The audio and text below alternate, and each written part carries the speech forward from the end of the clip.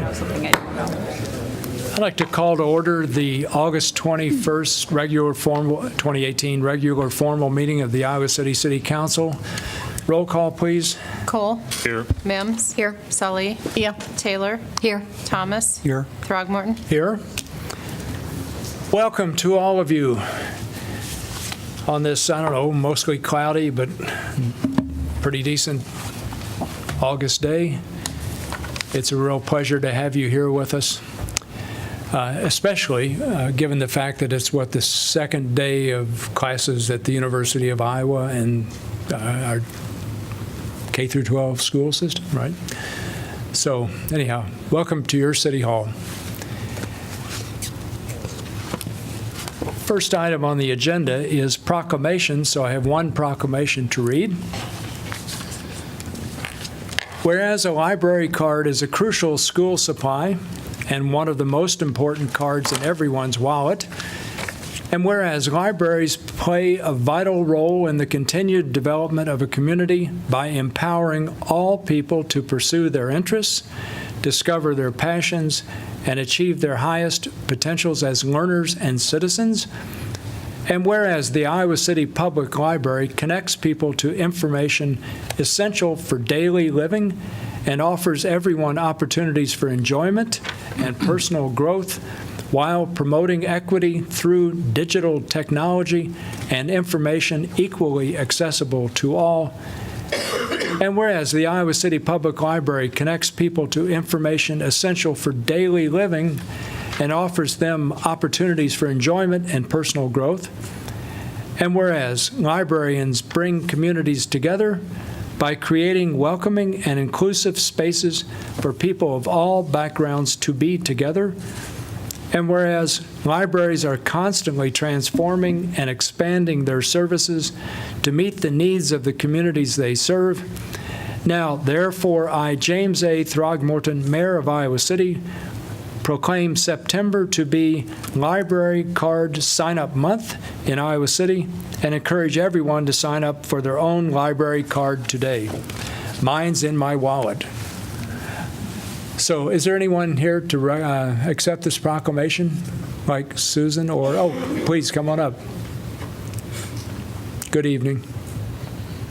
Good evening. My name's Robin Petzold, and I chair the Library Board of Trustees, and I want to thank you for taking the time to do this. The library is an essential part of this community. We like to think of it as the heart of downtown and the common place for all the different subcommunities to intersect in ways that are unique in the city. So thank you for taking the time to make this proclamation for us. Excellent. Thank you. Robin, I wonder if you could come up and accept the proclamation.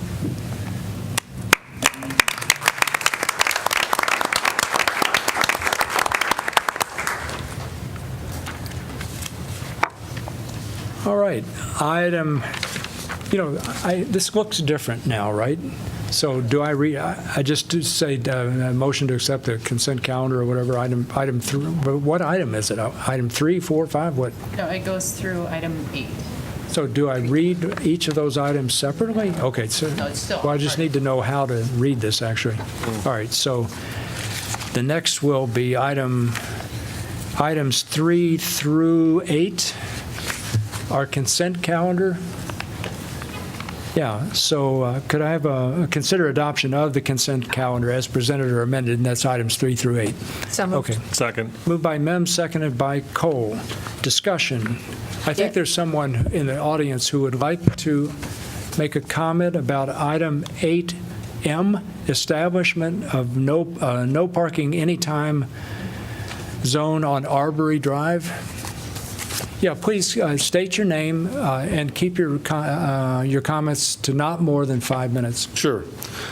Good evening. I'm John Kennedy. I live at 64 Arbery Drive, and I appreciate the opportunity to be able to address you tonight.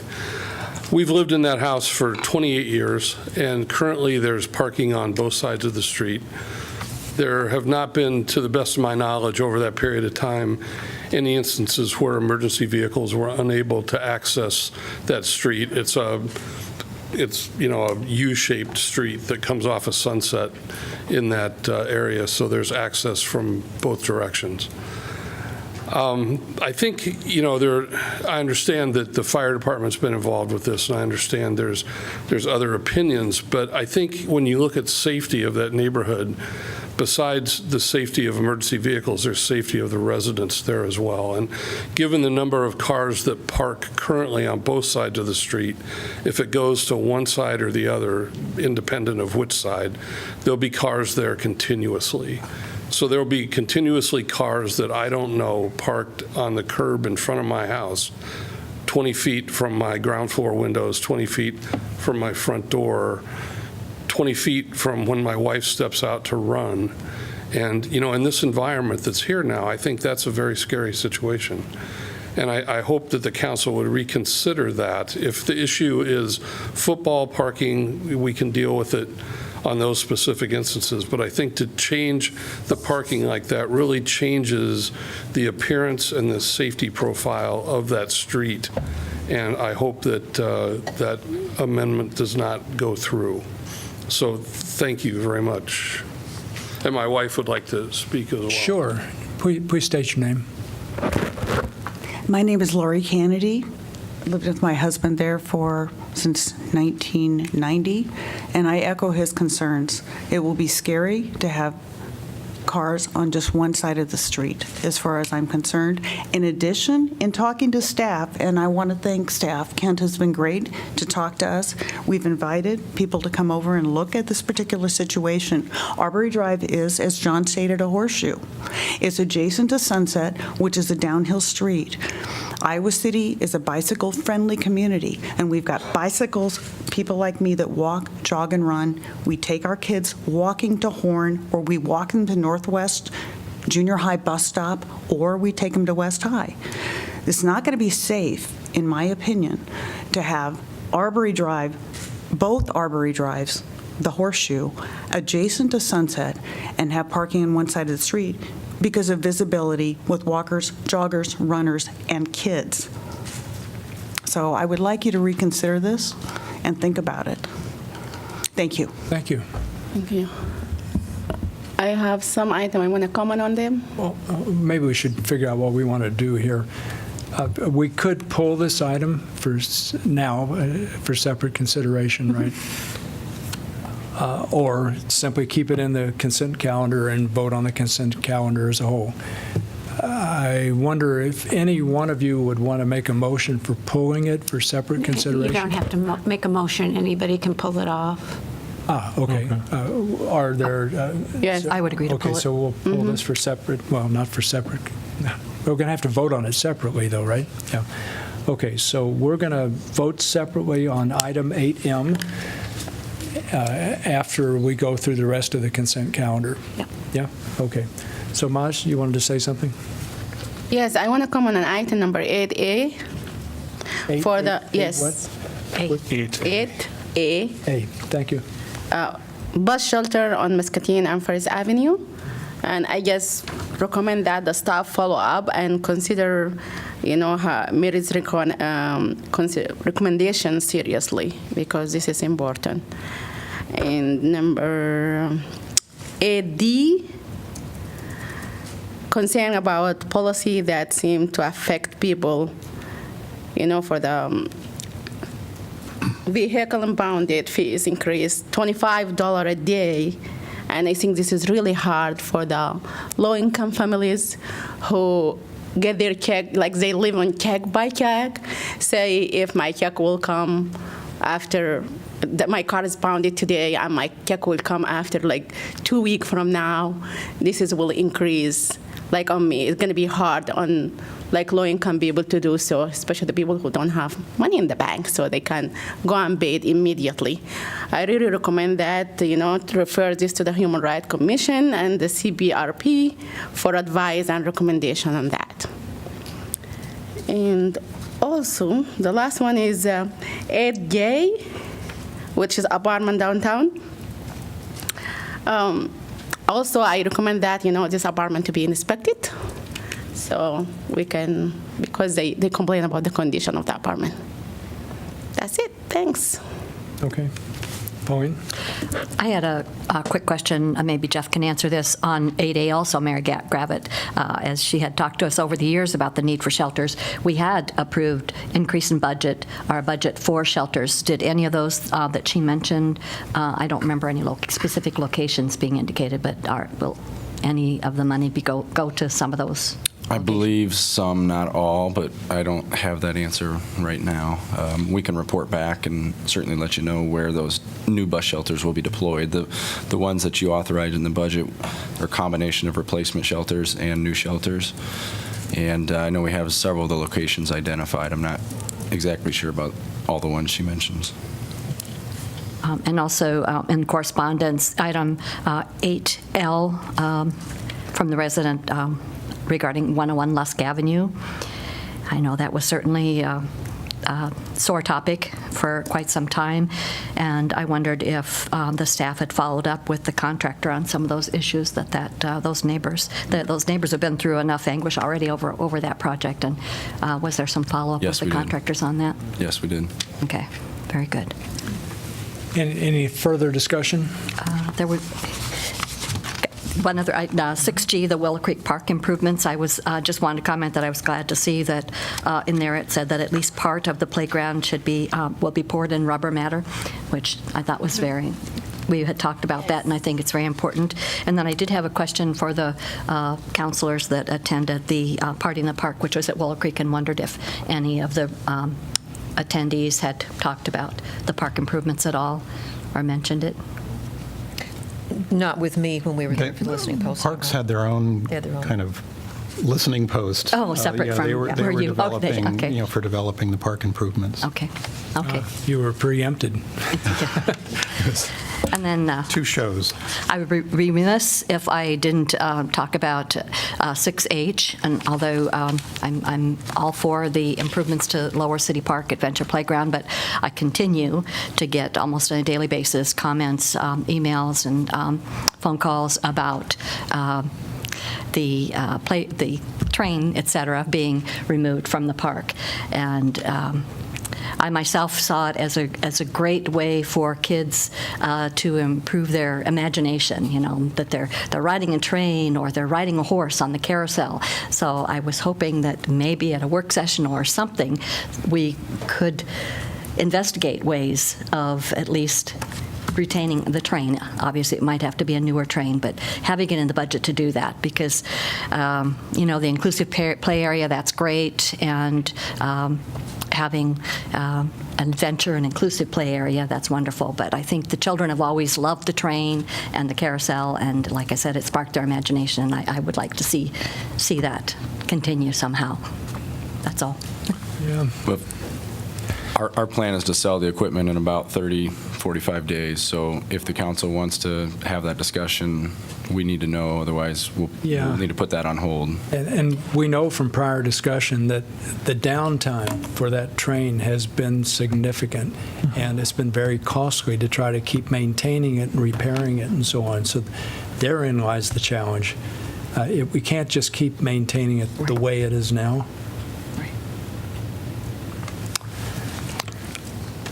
Any further discussion?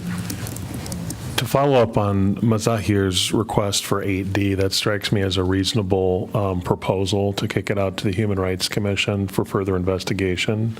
Do we need to do a separate motion? I don't know if you have a comment on if that. I can just explain that, and my staff response is in here, but that's a fee that is charged by a private company.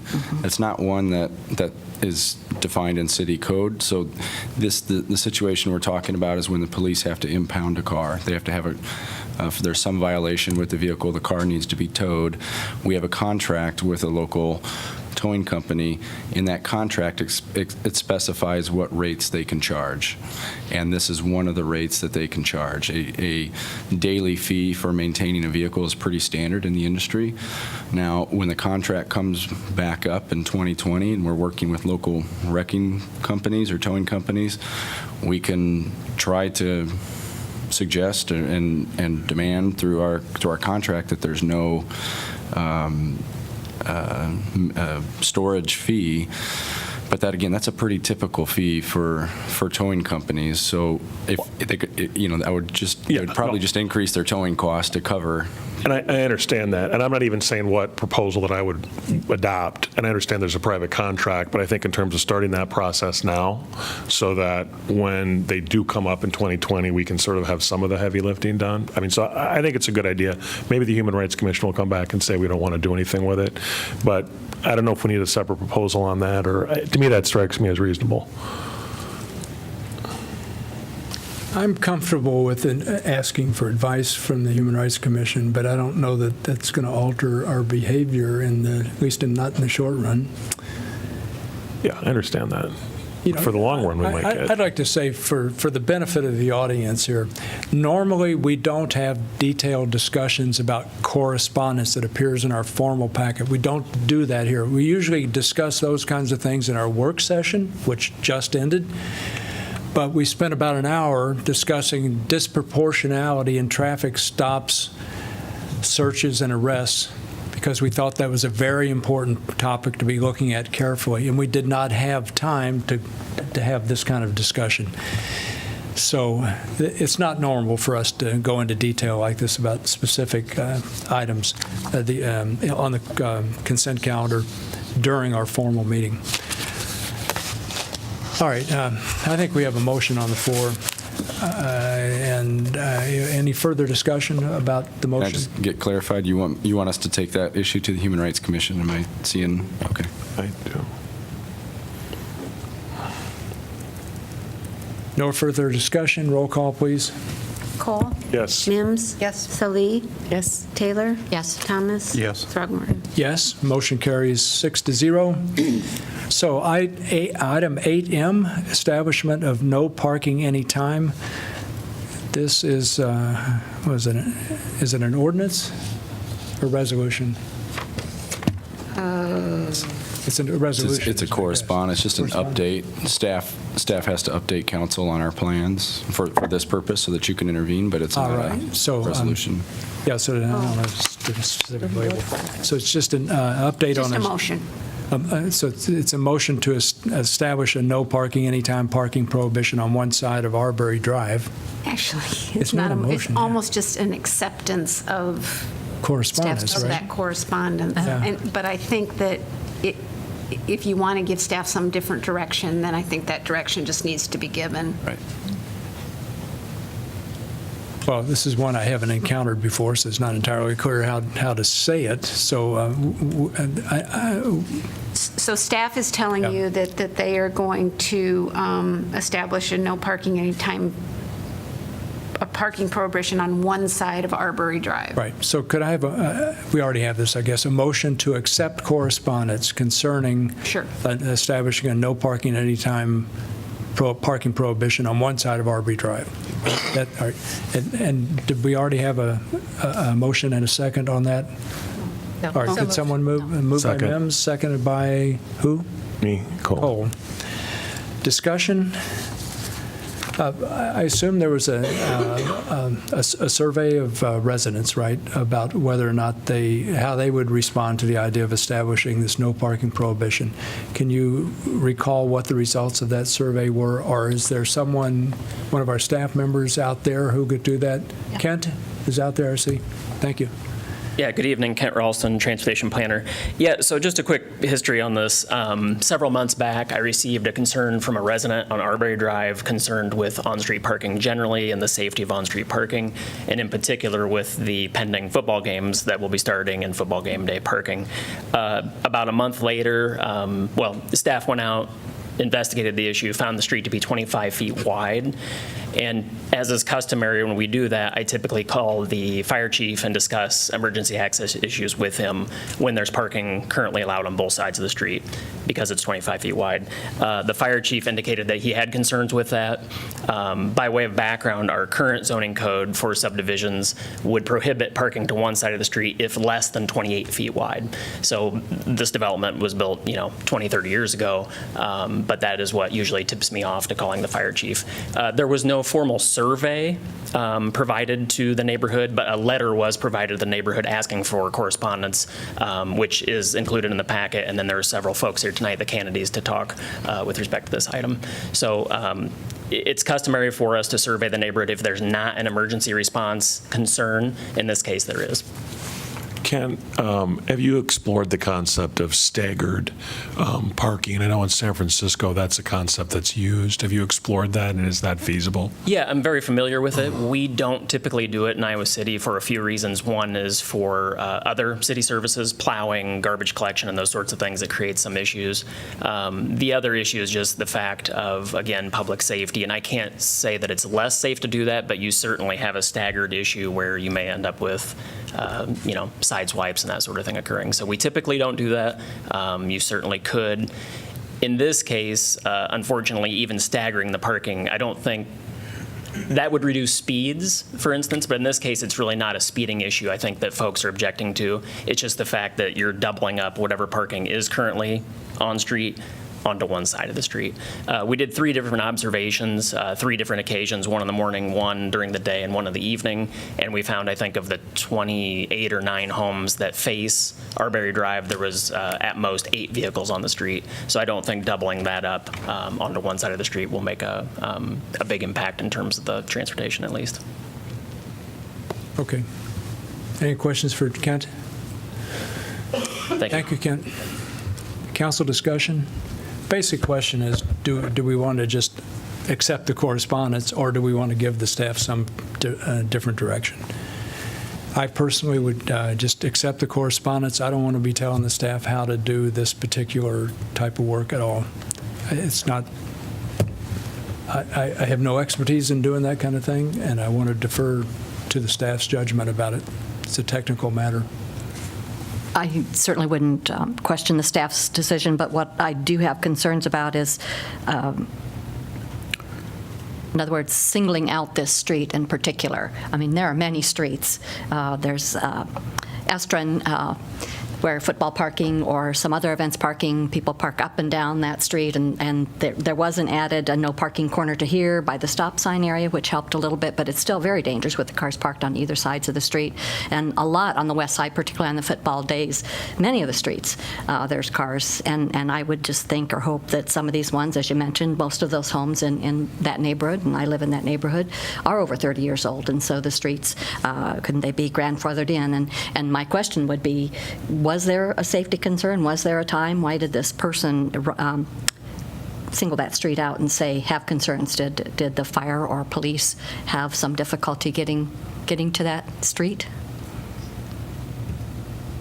Yeah, Kent Ralston, train station planner. No, I don't think there was anything specific that that led this person to call me. I think it just was on her mind. And with football game day parking starting again, I think her comment was something to the effect of that it needs to be addressed, and she didn't want to go through another year of football game day parking. I can tell you I had a conversation with the fire chief this morning too. They actually took one of their engines out sometime in recent history and had very much trouble getting that engine around Arbery Drive. And in fact, he had mentioned that one of their firemen actually got out to make sure they weren't going to hit cars as they passed through. So again, I don't think there was a specific issue, just something that was on the residents' mind. But is there another street around the area is 25 feet too, like surrounded the area? Yeah, as Councilmember Taylor mentioned, I mean, there are other 25-foot wide streets in town, certainly. Our policy has been not to go seeking these issues and then trying to solve a problem that may not exist just yet. But when we do receive a concern from a resident, and then when we go out and actually observe vehicles parked across from each other, thereby creating the issue, that's when we typically... How many residents they have concern? Only one or many? In this particular case, it was one resident claiming to speak on behalf of others, but I can't verify. But there is many also came and say this is not a concern.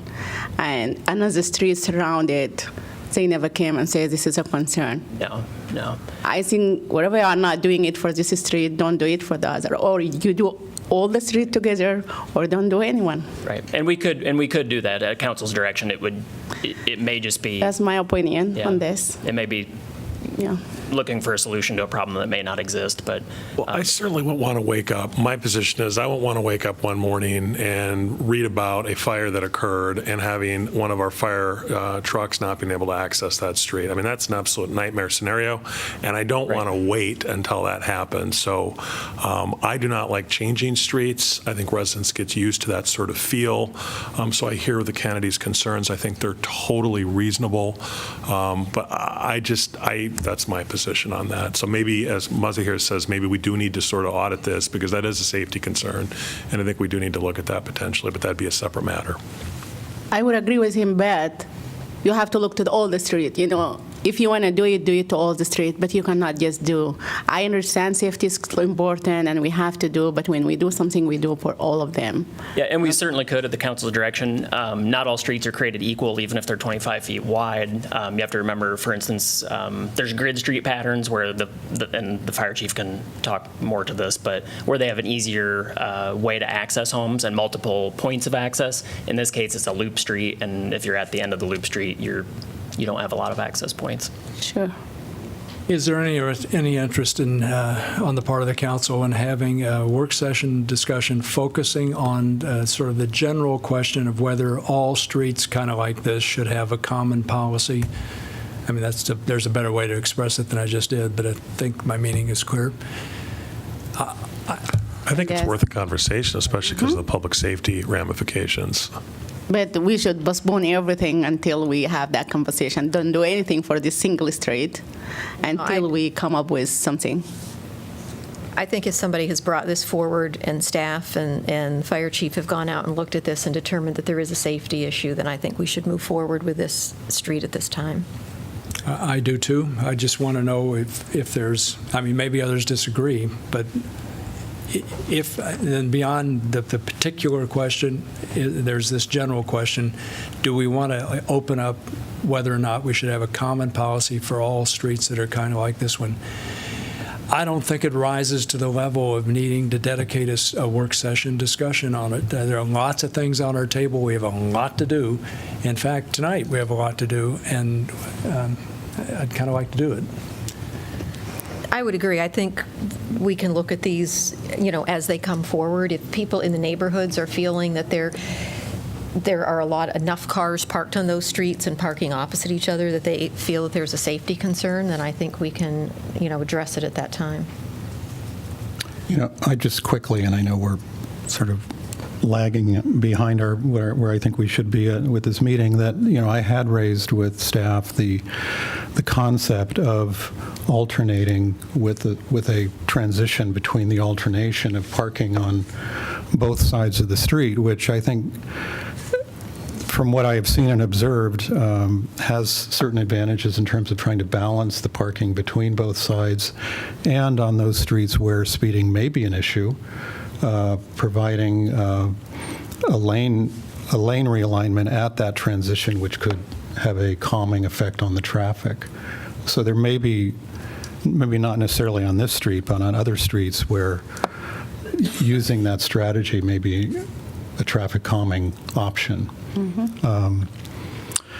So, I mean, I am interested in carrying on that conversation. I may have missed this item, and it was something that was of interest to me.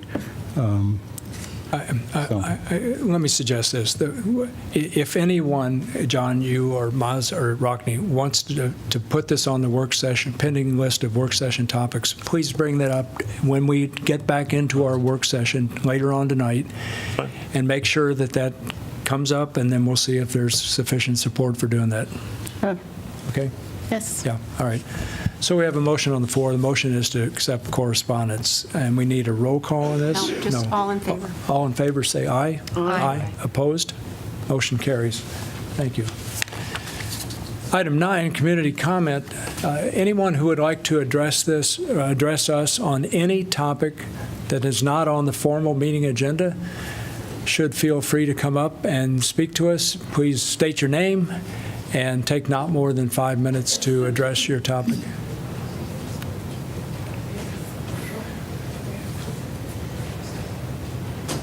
This is freestyle? Just come up? Okay. Oh, maybe butterfly. I don't know. We're near Monarch Butterfly Night. That is or day or Iowa whatever. created, right? Good evening. Please state your name and, limit your time. I am Lucy Barker. I am Patty Parody. So, we're from Houses into Homes. Early this year, we created a new local nonprofit organization called Houses into Homes. Using donated items, we provide beds, furniture, and household goods for families and individuals in need or coming out of homelessness. We have partnered with Habitat Restore to collect mattresses and box springs, and through referrals from student and family advocates at our schools and other social service agencies, we have been able to provide nearly 70 beds to 31 families and individuals in need. That means we have kept well over 100 mattresses and box springs out of our landfill. We believe that our model is of benefit to many in our community. For families and individuals in need, we provide beds and even completely furnish their empty houses or apartments. The stability of having a comfortable home allows families to focus on other pressing needs that often burden people transitioning into a more positive place in their lives. Our donors readily embrace our mission and are happy their gently used items can find a new home, as well as help someone in need. And of course, our efforts prevent furniture, beds, textiles, and other items from contributing to our already overtaxed landfill. You may remember the Furniture Project, which offered furniture to families and individuals through their caseworkers in an open house system. It no longer exists, and it is clear that the service it provided is needed in this area. In fact, I spoke with a social worker today who told me Houses into Homes is a desperately needed program. For the social service agencies and social workers in the area, we take the burden of finding and transporting furniture for their clients off their shoulders so they can focus on the services they normally provide. We are excited to let you know about Houses into Homes tonight and hope that by speaking here we can spread the word about our organization, the service we provide, and our needs, which include warehouse space and financial support. Thank you. I've got some information and business cards I can leave. And by transportation, I mean our pickup trucks, we rent U-Hauls, a lot of it on our own cost. We are renting 2 storage units right now, some in my garage. So this is a labor of love, but it's also something that's getting a little bit, people want to give us more furniture, but we have no place to store it, and the need is great. We're doing 2 full furnishes this weekend. So, and it's just our husbands and our kids and some friends, and although St. Andrews has let us use their storage for a short time, we can't use it for very long. We were just hoping that we could be helped out with some either free storage or low-cost storage. That's pretty much what we're looking for. Or general support. Thanks so much for coming and letting us know about your new venture. Thank you. And you'll let us know. Yeah. That's my art. Thank you. Anyone else?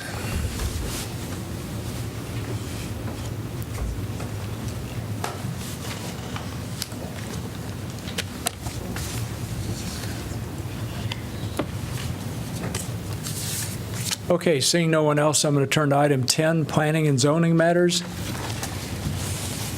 First item is item 10A, rezoning between Burlington and Court Street, Pentacrest Garden Apartments.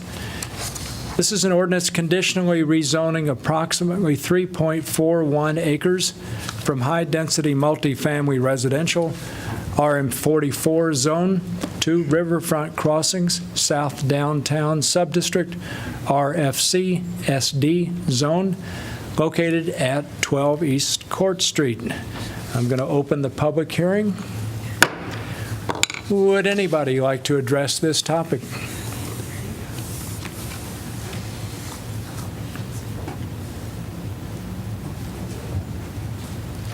Evening.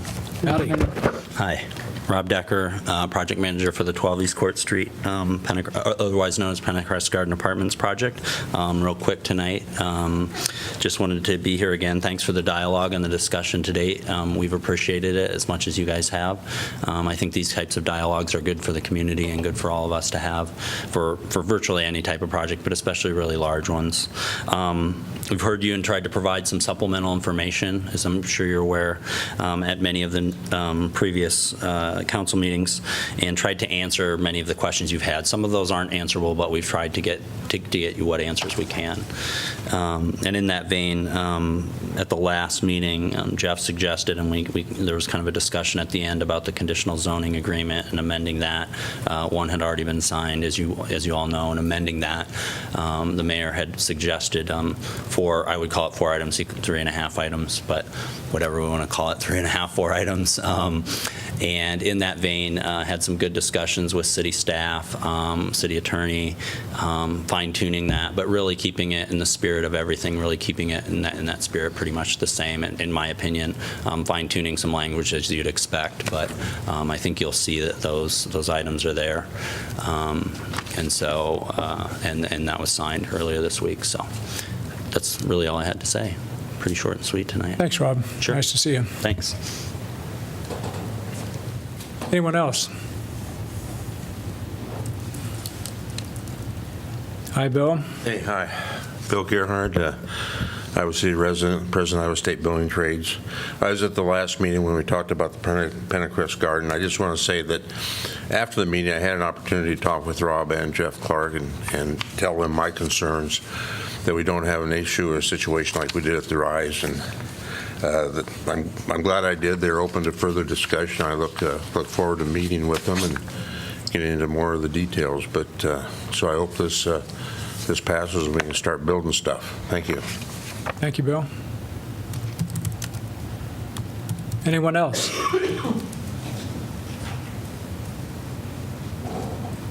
Hi. Hey. My name is Royce Peterson. Good to see you, Royce. I'm with the Carpenters Local 1260 here in Iowa City. I, of course, stand up in favor of building construction. Of course, that's our livelihood as carpenters. I also have concerns as far as what has transpired previously on some projects. The RISE project had a developer come in, hired a contractor named Builder Kinney, which in turn hired some subcontractors that did tax fraud on the job site and exploited workers.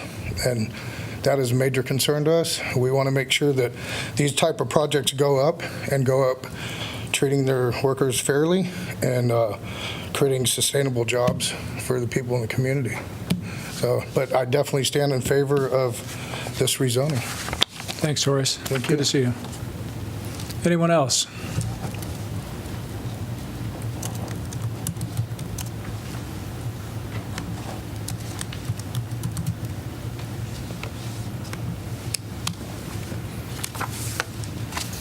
Seeing no one, I'm on the verge of closing the public hearing. I'm going to close the public hearing. All right. Could I have a motion for first consideration, please? So moved. Second. Moved by Mem, seconded by Saleh. Discussion. So I think I want to say a few things right at the start and then enable everyone else to say everything they need to. And then I want to say this mainly for the public's benefit. As some of you know, at our last meeting on August the 7th, the developer submitted a substantial amount of new information, which was really very helpful. Afterwards, we had two possible courses of action.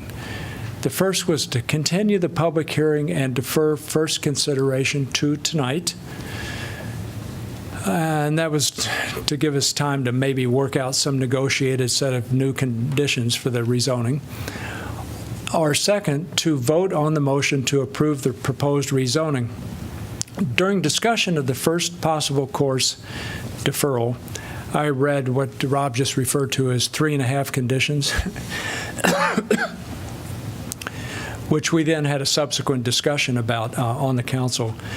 And, you know, it was a thorough discussion and revealed that there were 3 in favor and 3 opposed. So we were at an impasse, and luckily Jeff, our city manager, intervened and suggested the possibility that he reach out to the developer and see if they could come up with some language that would be mutually agreeable based on the 3.5 conditions that I had recommended. Jeff did reach out to the developer. The developer, as Rob just indicated, was agreeable. There were some subtle changes that are not trivial, plus another modification, which we'll have to go through a little bit. And that is what's come back to us, and the developer has signed that proposed conditional rezoning agreement. So we're in a position now to act on it. So so that's where we are now. Let's see if I wanted to do. So what I think we need to do is go through the proposed CZA, conditional zoning agreement, step by step, at least with regard to the new parts. And one, Jeff, you will probably have to describe, which has to do with the Capitol Street dedication to the city.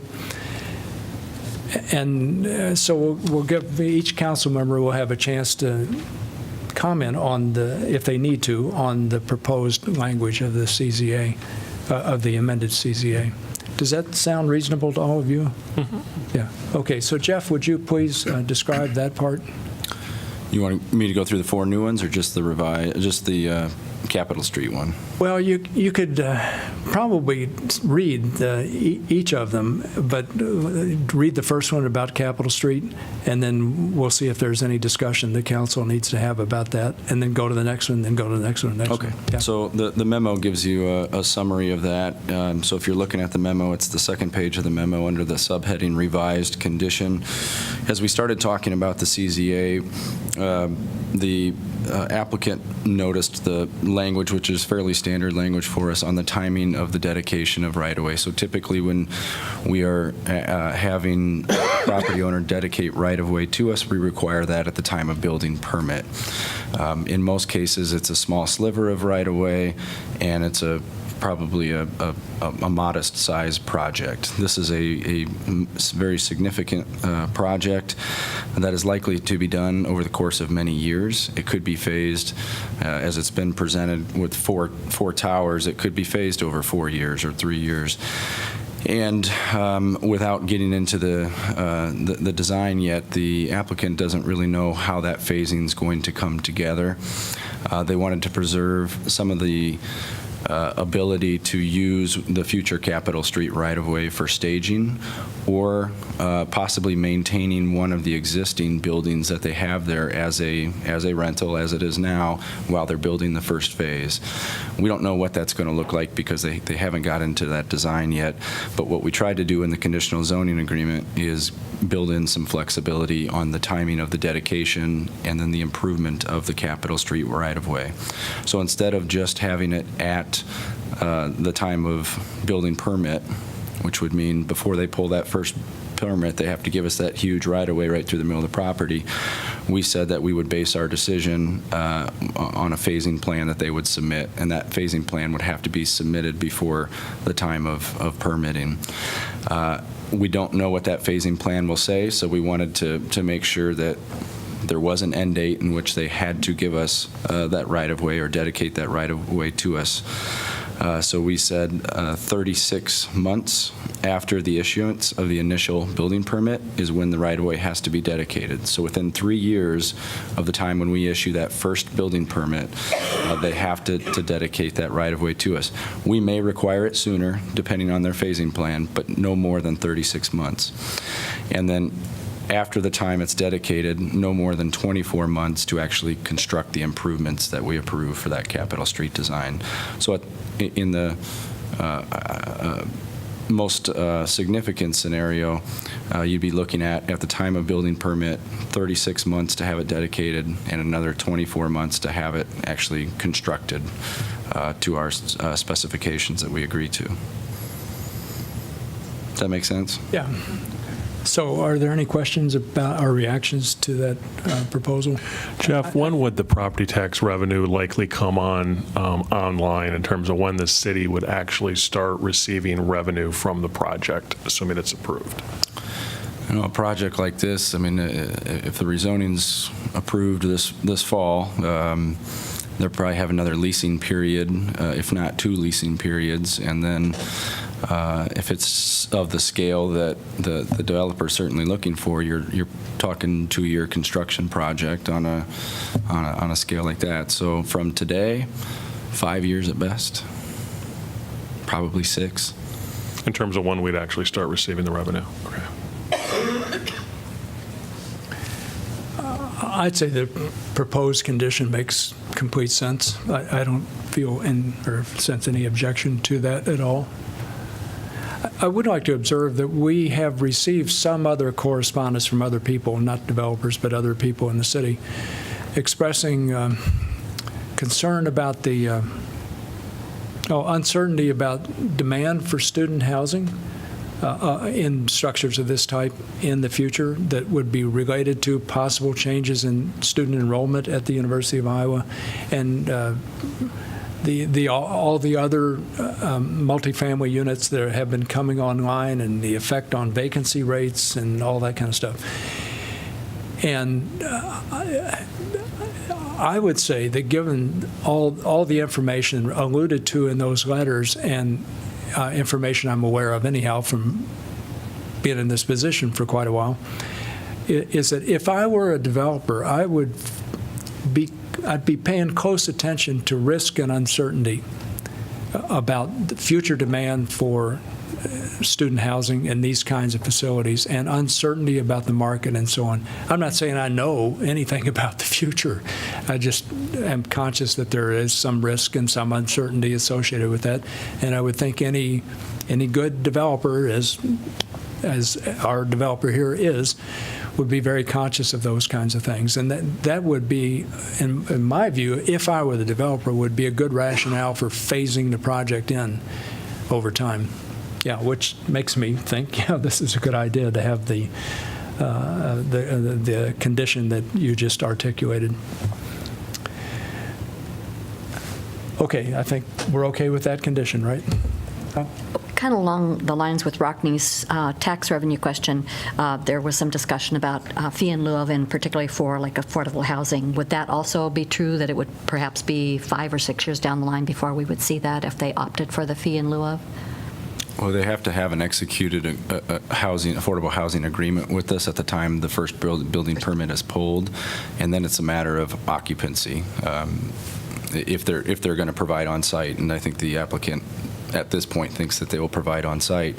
So, if they're building 1/4 of the project, they open one tower before they start the second one. The one tower would have the 10% requirement, or 15 if they get a bonus height for affordable housing. So that's more of an occupancy thing than. But if they choose the fee in lieu, also we have to wait until the building completed and get the fee in lieu. Fee in lieu we've done at the time of building permit in the past. Yeah. Okay, what's the next condition? We have a desire to reference the master plan image that's on page 61 of the Riverfront Crossings master plan. This image really is showing the desired footprint that was developed in the master plan. So basically the type of the space and the layout of the building. It does not get into height, but again, kind of horizontally how the structure would sit. So the revised CZA language does require that any building would substantially conform to the master plan. But it also gives the council to deviate from that footprint in the future. So it gives you a little flexibility if the applicant were to come back at the level 2 zoning process and say, after all our design efforts, we really thought about this. We think this alternative footprint would be better. You have the flexibility to agree with that at the level 2 design, whereas otherwise you would have been locked into that master plan with no ability. So the council still is the decision maker there, and clearly the default provision is that master plan image but you'll have the ability, if you're convinced, to modify that. Any thoughts about that? Sounds good. When I look at the master plan image, what I see is two U-shaped buildings. Is that what other people see? There's a walkway between them, an east-west walkway. So they're separated, correct, Rob? Yeah. Right, but what I'm talking about is not the renderings that the developer has given us. I'm talking about, because this is referring specifically to the master plan. Yes, I'm talking about the master plan itself. I guess my question to council, and to staff even, is when you talk about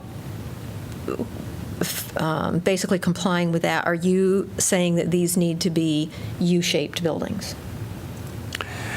I think the language speaks for itself. Could you quote the language directly, Jeff, or I can, because I have it here too. I have it in front of you. Go ahead. Yeah. Okay. So let me find it. It says it must substantially conform to the building footprints shown in the downtown and riverfront crossings master plan. What I am asking is, from council and staff perspective, do you believe that substantially conforming means they have to be U-shaped buildings? Yes, but read the next sentence. No, I understand significant deviation can be given by the city at the level So 2. yes is my answer to that question. I mean, that you ask a question, I've answered it for me. Okay, that's what I want to know, because I believe your original, well, never mind. I guess I'm just trying to understand the detail, because when I look at that, what also concerns me is the idea that east-west walkway, and the rest of that super block is not going to develop the way the master plan laid out. You've got a come and go that's there on the corner, that's going to stay there on the corner. You've got a 8 or 10 foot story building that has been built. So that very western edge of that super block is not developing, and most likely never will, because we've got a brand new building there, develop the way that image shows in the master plan.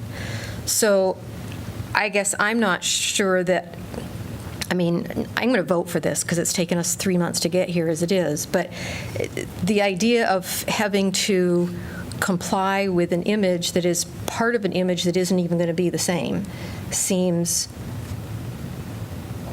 counterintuitive to me, I guess. That's not quite the right word, but you're asking something to conform to something that does no longer exist. And that may be reason to deviate. So. Exactly. Any other discussion about that condition? I think the intent was it establishes a direction that's consistent with the master plan and yet allows us the flexibility. So I think it's a very reasonable condition. Moving on. The second new condition deals with the two easternmost buildings and the space between those. The mayor's proposed condition from earlier this year talked about a landscaped courtyard and walkway between those two eastern buildings connecting into the Voxman School of Music building. The revised language removes the reference to a walkway and talks about maintains the language about a courtyard, and also gives some flexibility to the developer to work through some design issues on how that courtyard interacts with Voxman, because if you go to Voxman right now, there's more or less an alley in the back there, and one of the applicants' concern is if you're intentionally funneling pedestrians over to the Voxman, you're dumping them out onto an alleyway that was not built to handle pedestrians. And so they want to explore that more in the design phase. The decision on whether to restrict access to the Voxman area rests with the City Council during your Level 2 design review.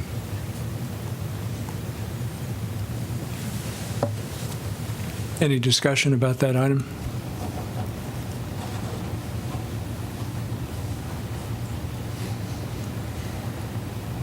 Okay, next one. Next one deals with the project architect, and we wanted to clarify here, there were some I want to clarify that the city would not be selecting the architect team, but rather the applicant's team. We would simply be signing off that they have experience with high-quality urban design and large-scale student housing on both the interior and exterior components of those projects. So the big change was done for clarity, and then also the previous language had the decision resting with me in consultation with you. There was a little uncertainty on what that means. If I'm consulting with you, doesn't that just mean you're making the decision? So we stripped the council out of that, and ultimately I would have the determination, the responsibility of making the determination that the architect team has the experience that you're seeking. Yeah, I want to say a few words about why I originally introduced language kind of like this as a proposed condition. I think probably everybody in the room knows this is a really large residential project, perhaps as many as 2,000 residents with substantially sized buildings and in a very noticeable location approaching the downtown of Iowa City. In my view, it's really crucial to make sure that the ensemble of buildings is really well designed so that it enhances the quality of that part of our city.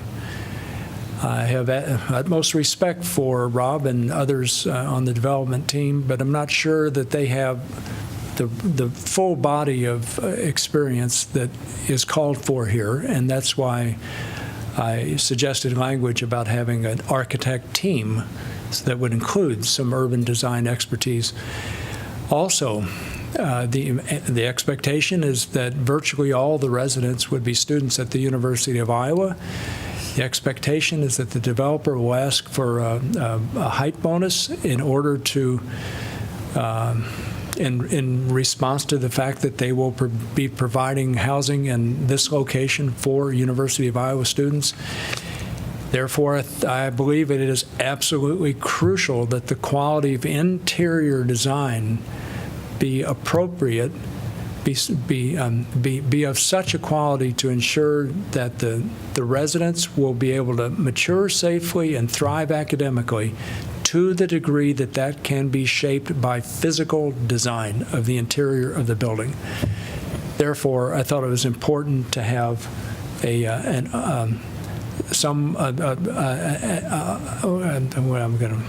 hold on. It was important to have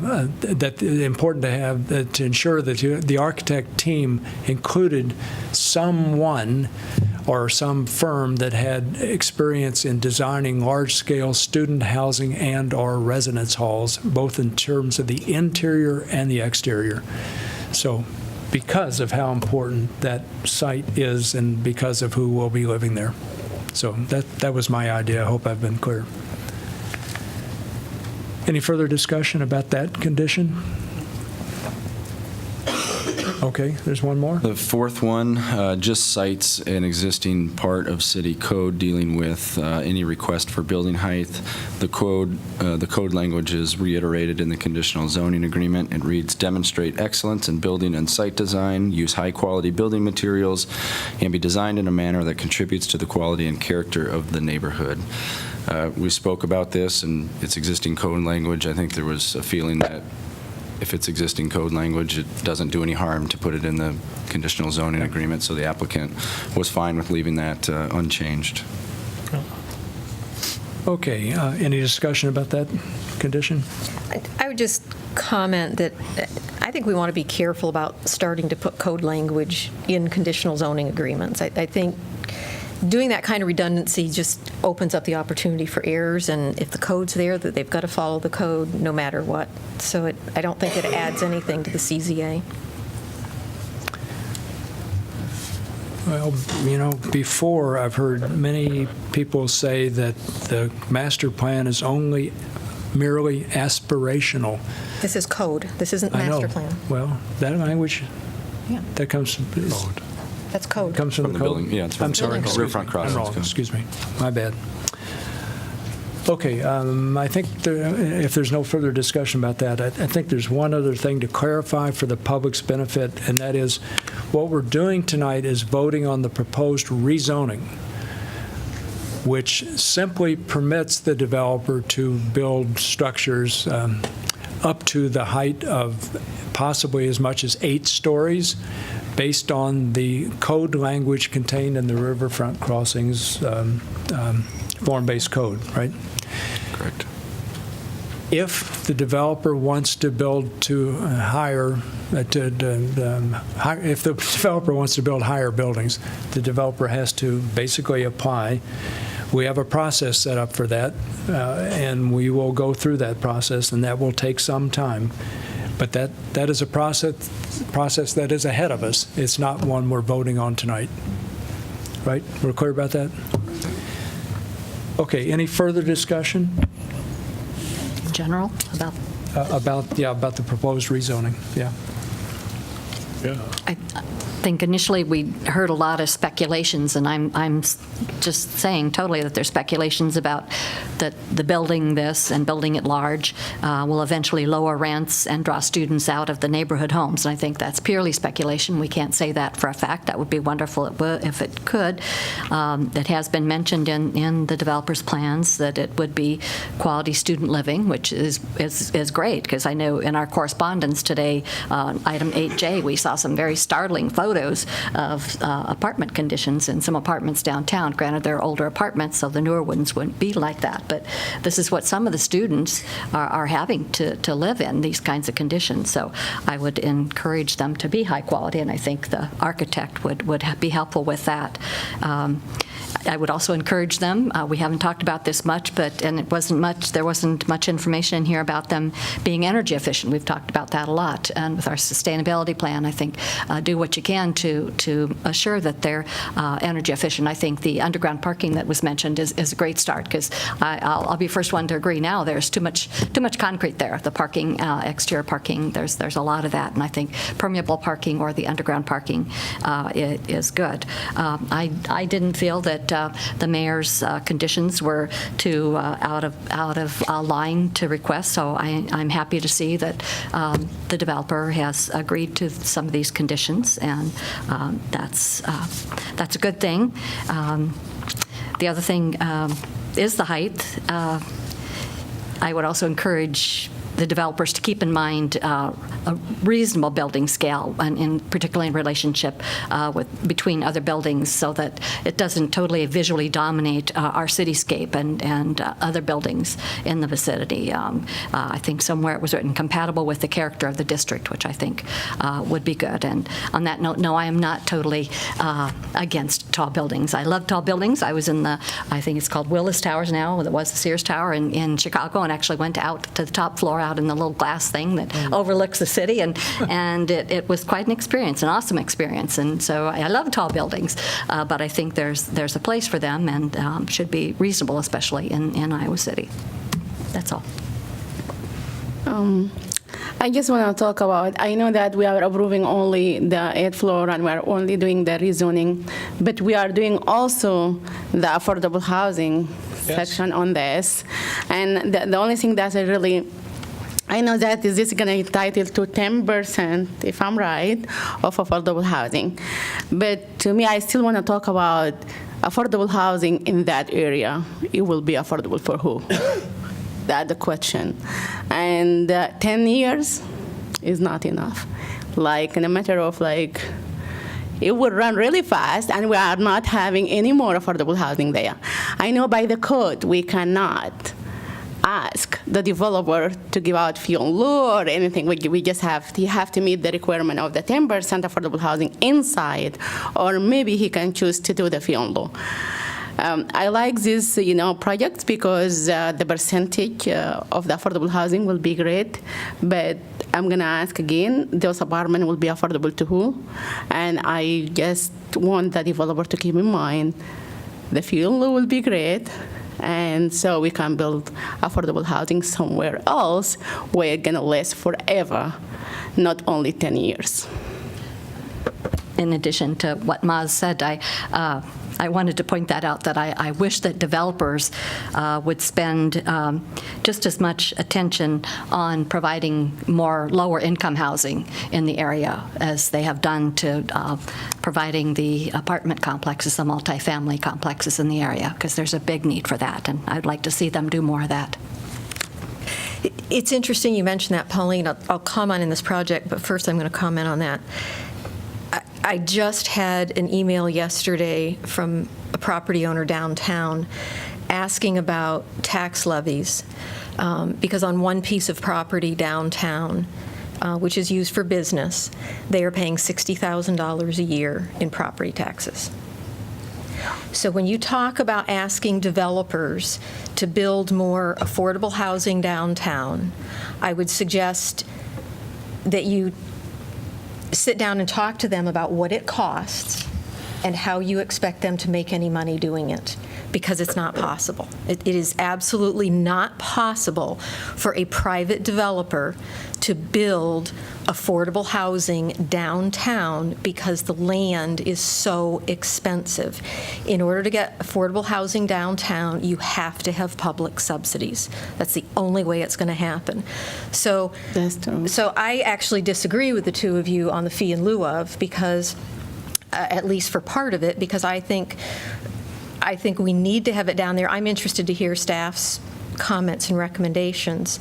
That money, if we even do get fee in lieu of, has to be used inside riverfront crossings. So it can't be used anywhere else in the community. It has to stay in riverfront crossings.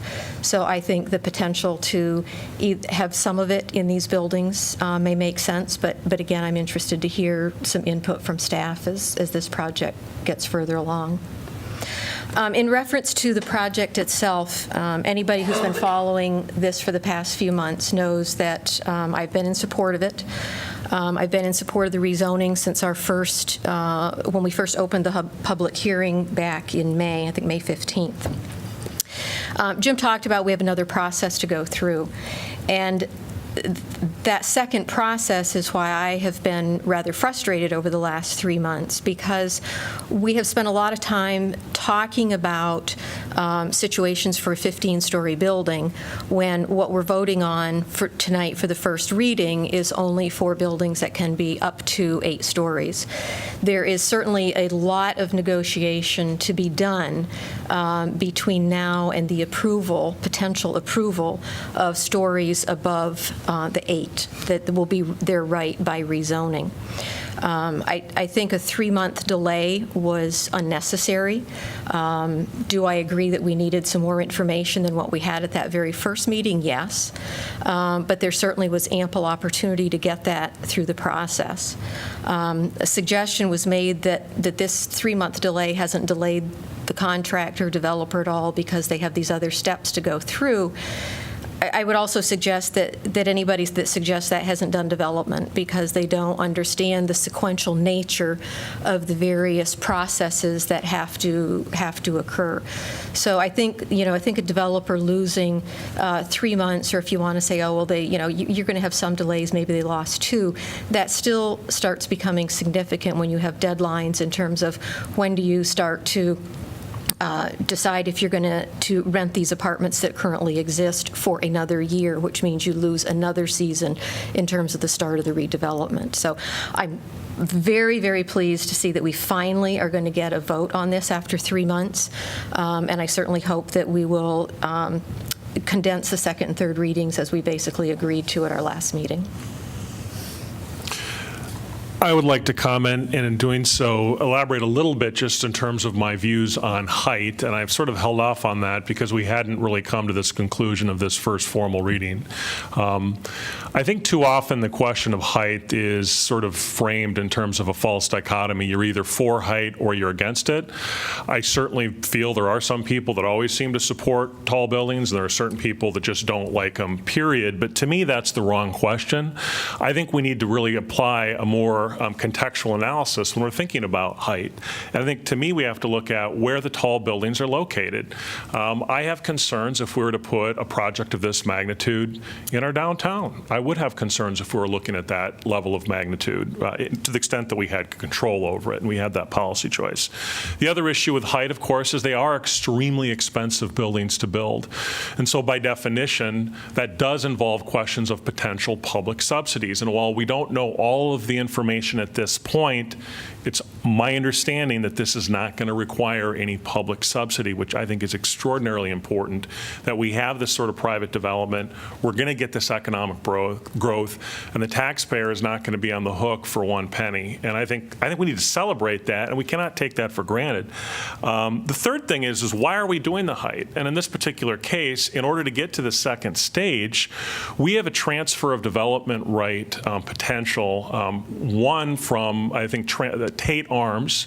And for the community members that didn't hear about this, this is a controversy that never happened. And it never happened because the Clark family and the developers saved one of our cherished historic structures, which was one of the first African-American rooming houses that did not discriminate against people of color. And it's a cherished historic landmark, and that was preserved. A lot of people don't know about that. And I think if we're going to utilize transfer of development rights, we need to have simple, clear, predictable rules so that when we have the next historic structure, the developer will know with confidence that this is going to be a straightforward process in terms of moving forward.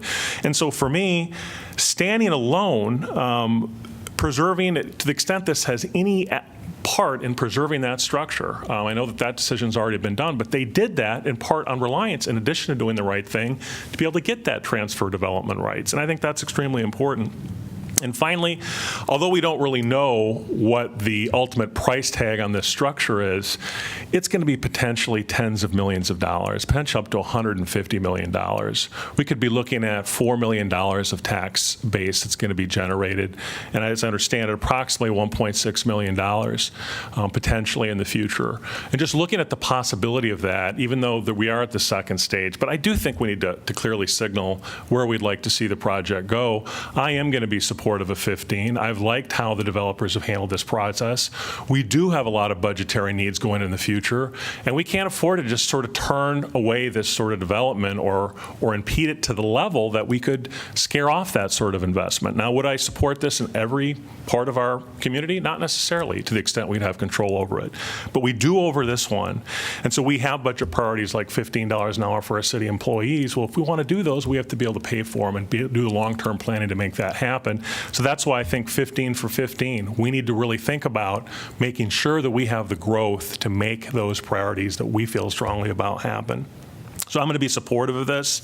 I like how the developer has engaged in this dialogue with us. I think instead of retreating away, we engage in that discussion. I think too often in this community we don't do enough of that. So I really liked how, and I think, Jim has had some very thoughtful comments as well. So I really appreciate how our mayor has constructively engaged this as well. But I am going to be supportive of it and enthusiastically, because I think this is going to be a good project. And finally, one final point in terms of the student housing piece of it. Is my understanding, I wasn't counsel at the time that they did the Riverfront Master Crossings plan, that the consultants there did the assessment and that they thought it did make sense to put to have students in this area, in part because of the proximity to the University of Iowa. And they were of the view, is my opinion, that it would take pressure off of the neighborhoods. And I think, to me, that makes sense. I think there wasn't a professional opinion as to that effect. So I think if you are going to do student housing, it really makes it sense to put it in this close proximity to the university. And to the extent that there's a misjudgment of aggregate demand, the worst that could happen is that finally we have an oversupply and we finally do get the downward pressure on prices that we'd all like to see. So that's where I am on this project, and I just want to signal my strong support for it. I'm just going to limit my comments to the conditions. I'm pleased and thankful, Jeff. Thanks for working with the developer. Rob, thank you for your patience and willingness to work through that agreement. I think it's a great first step. I think we're seeing the project, the vision for it, begin to take shape. Obviously, there's going to be far more work to be done in terms of defining what that vision is in a more articulate way, but I think this sets the foundation, and I'm looking forward to seeing the project move forward. I'm going to vote for this as well, but I want to say a couple other words pertaining to it.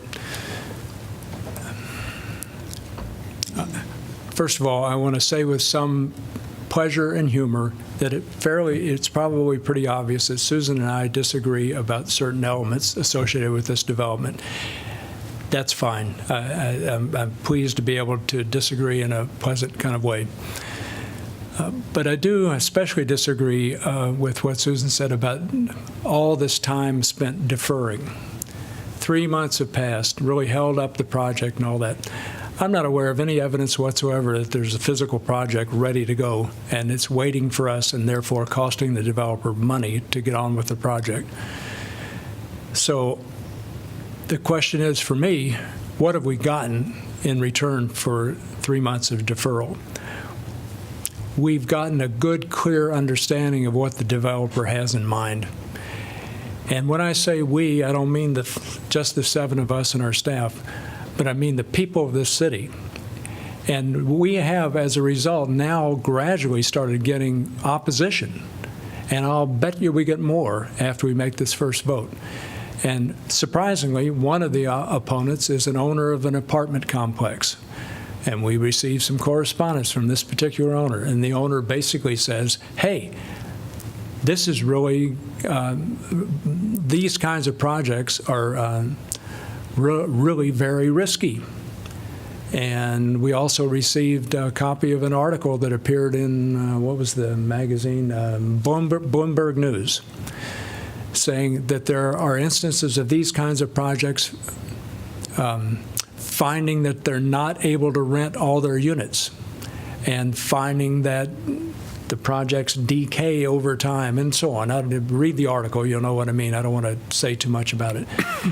But the main thing I'm trying to say here is that if we had voted the first night, the people of the city would have absolutely no idea whatsoever about what could be built there.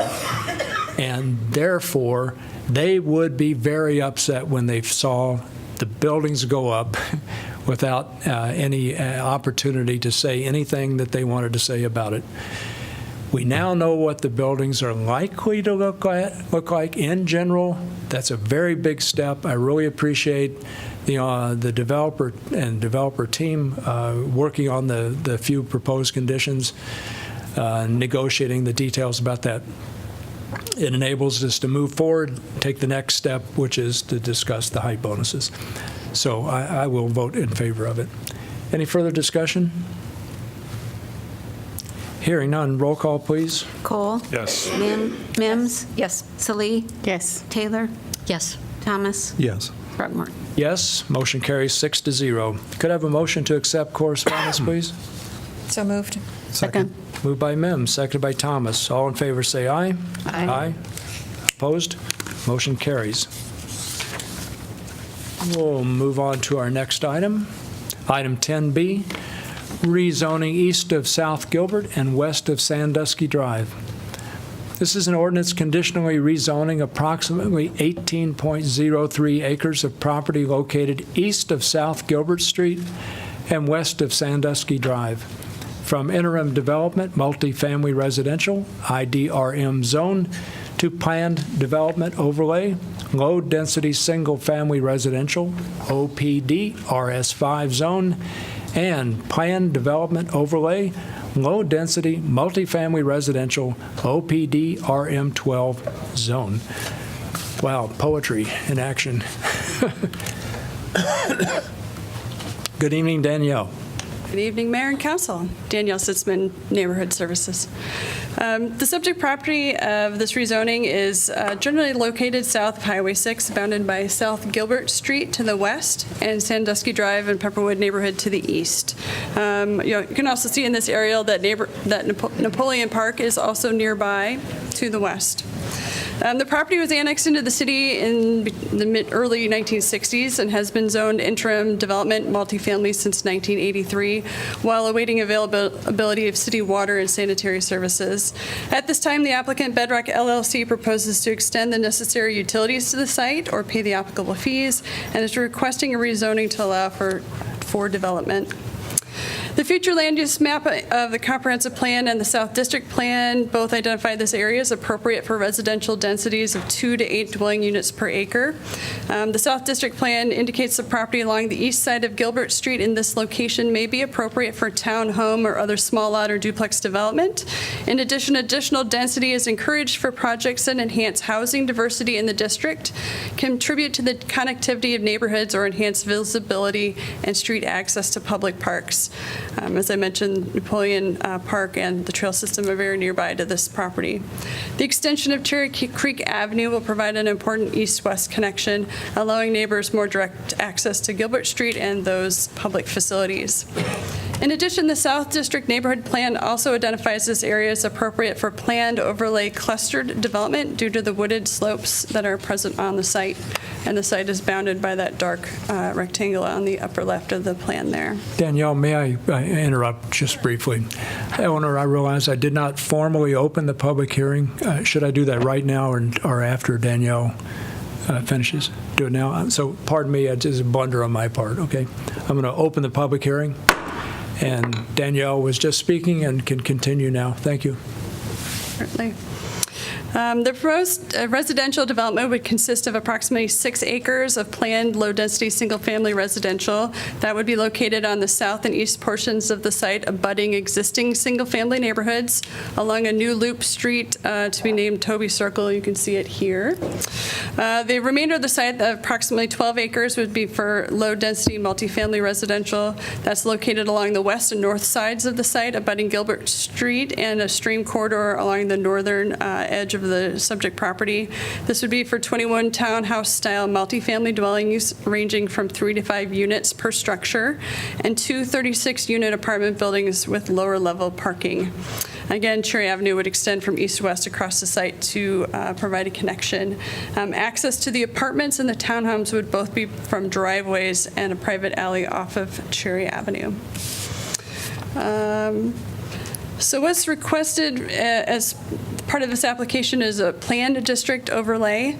The density of the RS5 portion of the proposed development is comparable to typical RS5 subdivisions and is similar to the density of Pepperwood subdivision to the east. The purpose of the RM12 zone is to provide for development of high-density single-family housing and low-density multifamily housing to provide a variety of housing options in neighborhoods throughout the city. That zone does call for careful attention to be given to building design to ensure various housing types in any one location are compatible with one another. The proposed townhome units would provide a transition between the single-family neighborhood to the east and the 2 proposed apartment buildings to the west. So by clustering development across those areas, we're able to preserve natural areas and to keep the overall density of the site within the recommended density of the comprehensive plan. I believe it's calculated at just over 7 units per acre total. So other than averaging the density calculation across the subject property and a slight reduction in the width of the collector street, all base zoning district and subdivision standards such as setbacks, building heights, and design standards will continue to be met. In addition to the clustering of density on the site, a level 2 sensitive areas review is required due to the proposed disturbance of previously altered protected slopes, construction of stormwater management facilities within those sloped areas, and removal and replanting of significant portions of woodlands in the proposed development areas. There is a ravine system along that north stream corridor that's to be restored to function as a natural stormwater collection facility, also to kind of improve the erosion that's going on in that corridor. Much of the site has been determined to have been previously altered by nearby road construction activity over the years. So compliance with the sensitive areas provisions of the zoning code is met through the submitted sensitive areas plan and the preliminary plat to follow, as well as a special study required to survey for potential archaeological materials. We can talk a little bit more about the sensitive areas if needed. but they have addressed all of the elements of our sensitive areas ordinance in their proposed plat. In discussions with staff and the Planning Commission and in response to comments from the public, the applicant did make several design changes. Shown on the slide are kind of a earlier submittal and the one that's before you tonight, the proposed submittal. These changes included a reduction in the overall density and layout. Essentially, they converted 10 townhome lots into 2 single-family and 2 duplex lots, and you can see that highlighted difference here in the center of Toby Circle. So they went from the townhome to 4 lots for more of a single-family development, thus reducing the density. They did revise the landscape plan to include additional trees along the south property line, and actually are adding street trees throughout the development in the right-of-way. There's also been changes to the location of amenities and usable private open space for the apartments. At this scale, it's a little bit hard to see, but in the original plan, you can kind of see some of the pavement here that was switched to more of a green open space to allow for more of those on-site amenities for the residents of the apartments, and including kind of an area here on the north lot. They also did obtain an archaeological survey and make a commitment to further monitoring of the site during future excavation. Just to note, the Planning Commission also discussed sidewalks, traffic calming, and directed staff to examine safe and appropriate locations for a possible pedestrian crossing of Gilbert Street with the eventual review of the final plat. And the applicant did also conduct a good neighbor meeting in November of 2017. As this is an overlay plan district, they did include elevations of the proposed buildings. This includes the townhome elevations. Townhome buildings include several design options with a variety of building materials to prevent a monotonous streetscape. The townhomes, again, will front onto the public street and have vehicle access and parking behind. They did also include elevations of those 2 multifamily buildings. The 2 buildings have been designed to generally comply with the multifamily design standards, including facade articulation and a variation in roof lines. The materials they've selected, including stone veneer and wood siding, are intended to complement the natural environment. The applicant can talk a little bit more about the exact situation of those 2 buildings in their presentation, but essentially those buildings are kind of intended to be located partway up the slope that occurs from Gilbert Street to the east, so that the total height of those 2 buildings is comparable to other single-family homes located at the top of the hill on the site. And there's also a significant amount of plantings and existing trees kind of buffering the views of those buildings to the west. So I've included in my presentation a couple of the elevations. I'm going to go through them quickly just because the applicant has also chosen to include those in their presentation to you tonight, so they'll talk a little bit more about that. But they have included some views of the site and the relative heights of the various structures that would be planned there. So in conclusion, the Planning Commission at the July 5th meeting did vote to recommend approval of the application subject to 3 staff proposed conditions. A signed CZA has been received with those conditions included. Those conditions include 1, that the city forester review and approve a tree replacement and protection plan prior to the final plat. 2, that also at the time of final plat, approval of a development agreement specifying the direction of roof drains and gutters for the single-family lots 5 through 16 be directed towards Toby Circle rather than to the south. And 3rd, that the applicant contract with an archaeologist approved by the state to complete a study or excavation plan prior to any additional grading on the property. As I said, the CZA has been signed. We have received several protest petitions, and as of 5 o'clock this afternoon, we did not receive enough to actually cross the threshold into changing the vote on this. So unless there's been further, or unless there are further protest petitions received this evening, we're not at that point yet. That concludes my staff report, and I'd be happy to answer any questions. You sort of invited us to ask about the sensitive areas portion. Would you describe that for us, please? Sure. I'm not an expert yet, but I will say that there are several areas of the site that are specifically regulated in our zoning code. Those have to do with slope of land and also amount of wooded areas and archaeological materials or possibly human remains.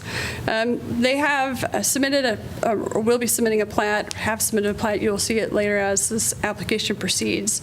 But basically, they're required to lay out where those areas are and to explain how their development impacts those areas. Generally, those areas are protected from encroachment by development unless they are already disturbed areas.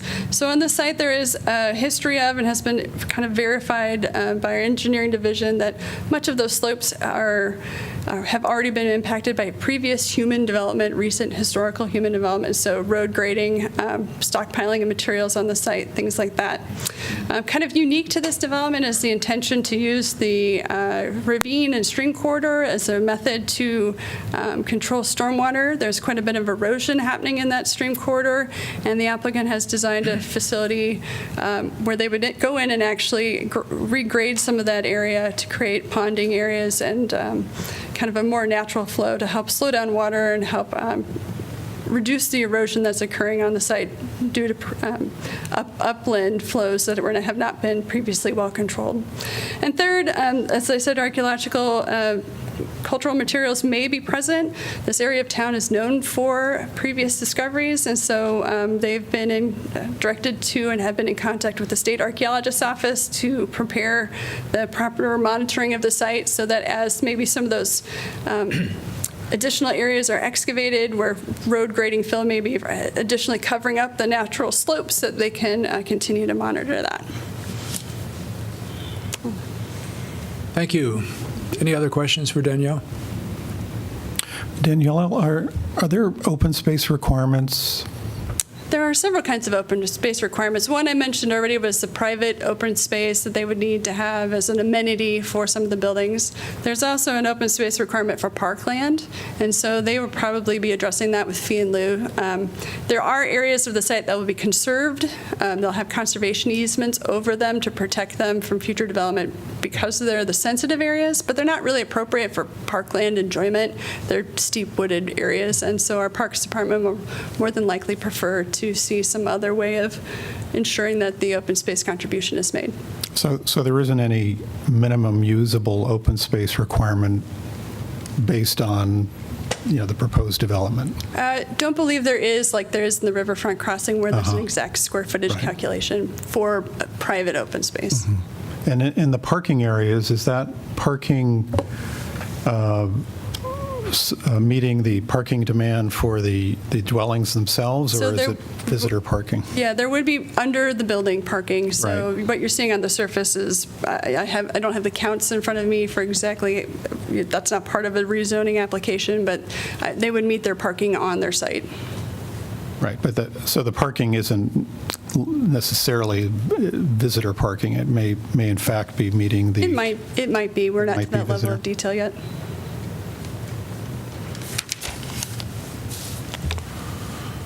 So a substantial amount of the east side of Gilbert Street is wooded for where this site is, right? Mm-hmm. I can't tell from looking at the maps. Sorry, I wasn't trained well enough to do that. I can't tell whether any of that woodland is going to remain or not. So can you help me out? Sure. I may have cut that slide out of the presentation tonight, but it's definitely in the packets that were distributed to you. There is a landscape plan that will show the areas of woodland that are not going to be impacted by development, and then the areas of tree planting that will be added to that. Basically, with the sensitive areas, sensitive area woodland, they're required to replant a certain proportion of trees that are removed. So they will be replanting in some of the areas along Gilbert Street and then along the southern buffer of their property as well, as in addition to the street trees along right-of-way along the streets. Okay, thanks. This is only first consideration, so when we come back 2 weeks from now, could you bring a map that shows Certainly. where the trees will remain or be replanted? Thank you. Any further questions for Danielle? Mayor, if I could just add real quickly to the report you have in your packet. Hopefully you're starting to see us react to some of the guidance you've given us before. In this particular case, We have reduced the standard collector street 3 feet in width from 31 to 28. We've included 2 small traffic circles in there to try to get ahead of the traffic calming issue, in addition to the street trees that Danielle mentioned at her report. Good to hear. Thanks. Would anybody else like to address us?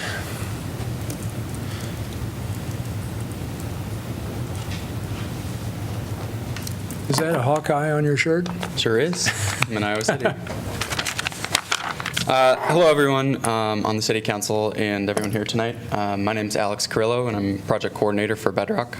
To get started, I wanted to thank the Iowa City staff and the P&Z Commission for all the guidance and advice they've provided. I'd also like to thank the neighbors who were at our Good Neighbor meeting and the neighbors we've met with since then, and the ones who came to P&Z to provide their comments and concerns. Those conversations and feedback have been helpful in us shaping the vision of our development. We've tried to be responsive, as you can see. That said, I'd like to walk you through a little bit of what we did. Danielle already covered a lot of what I was hoping to do, so thank you, Danielle.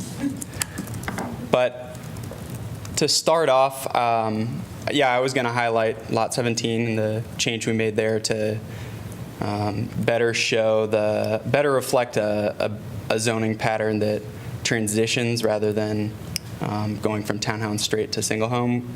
We wanted to do townhomes to duplex to single family, ultimately to all of our single family lots on the south side. The other thing I wanted to draw your attention to from the initial plan to what we're excited to show you tonight, and John, this might touch something you're asking about, is the space surrounding our condominium buildings. So one of the comments was open space, and we tried to be as efficient as possible with our grading plan to create as much open space as we have, and to be as efficient as possible. So we noticed that this was a steady slope up, so we decided to accelerate that a bit so that we could level off and plateau right here to create an open area with a play structure, pergola, picnic area. And we also realized that we had a lot of opportunity right here in particular. Oops. So we decided to adjust our grading plan to reduce the slope or reduce the grade on the back end of these lots, effectively making them more suitable for walkouts. And that allowed us to move over our retaining wall here in the black line you see. So our retaining wall was reduced in size, and it also created a lot more open space for these buildings to utilize. So a couple picnic tables, pergola, play structure, more open space in general.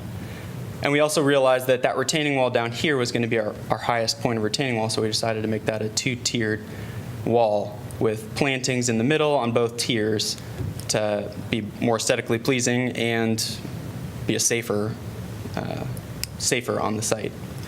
So one of the other general perceptions of our initial, of our proposal was that these buildings were going to be towering over everything, when in reality there's a slope that's coming up as you're going up Cherry Avenue here, and we wanted to utilize that by building our buildings into the slope. So as you'll see in some of these images, that's what we were hoping to accomplish by these 3D renderings. So we brought these to our P&Z meeting like maybe a month and a half after the initial one to help give some perspective. So here is perspective from Gilbert Street looking up on the north building. And obviously this is going to be where you see it the most, see most of the building. Here's the south building. As you can see here, our garage is underneath, built into the side of this slope as it's going up. Here's a look from the parking area of the north building looking south. And this spot really highlights all that open space we were able to create. So we have a pergola play structure back there, a wall here, and if you were to go to this point here on our retaining wall, we effectively have this built 20 feet into the side of this hill. So this would be looking south at the bordering property. Then this is the same perspective looking at our north building, where we created more open space on the Gilbert Street side. And then these are where we really wanted to give some perspective for existing neighboring neighbors who who are concerned about the view and character of this. So in reality, this would be looking up on Cherry Avenue where we're proposing, kind of the middle of our site. If you're looking down, it's not any higher than what a single-family home would be. Same thing here. This is on our little circle drive on the south side. You can hardly see this view here just because of due to the topography of the land. And then we also, these were not actually at our P&Z meeting, but we wanted to provide them for you here tonight and for some neighbors who are concerned. We tried to do our best to give some perspective from that bordering, this would be the south side of our development. Try to give them some perspective. So here's the first one looking towards that building. So you can see, if anything, you would see some single-family homes in the front side. And obviously, some more would show as you're going towards Gilbert Street. And then here would be from viewpoint 2, which is kind of the side yard of this house here. So if anything, there's some single-family homes. So to kind of pull it all together, we felt like this would be a great proposal for the Iowa City community. We feel like we're going to use high-quality materials, and it's going to offer a mixed-use development for a neighborhood that I think would benefit from that. We felt like it utilized an effective zoning pattern to transition from single-family residence to a Gilbert Street and park access. We felt like there would be an economic benefit to the surrounding neighborhood by bringing single-family homes at potentially $300,000 level, townhomes valued at potentially $200,000 to $250,000, condominiums valued at $150,000 to $175,000. We felt like, additionally, this would enhance the public access to surrounding parks, as well as improve the response times for police and fire departments. So we're excited about this. We've tried to be responsive, and I look forward to any discussion and questions that you have. So, anything you got for me? Any questions for Alex?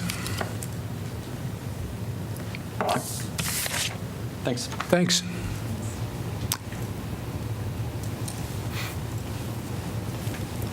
Good evening.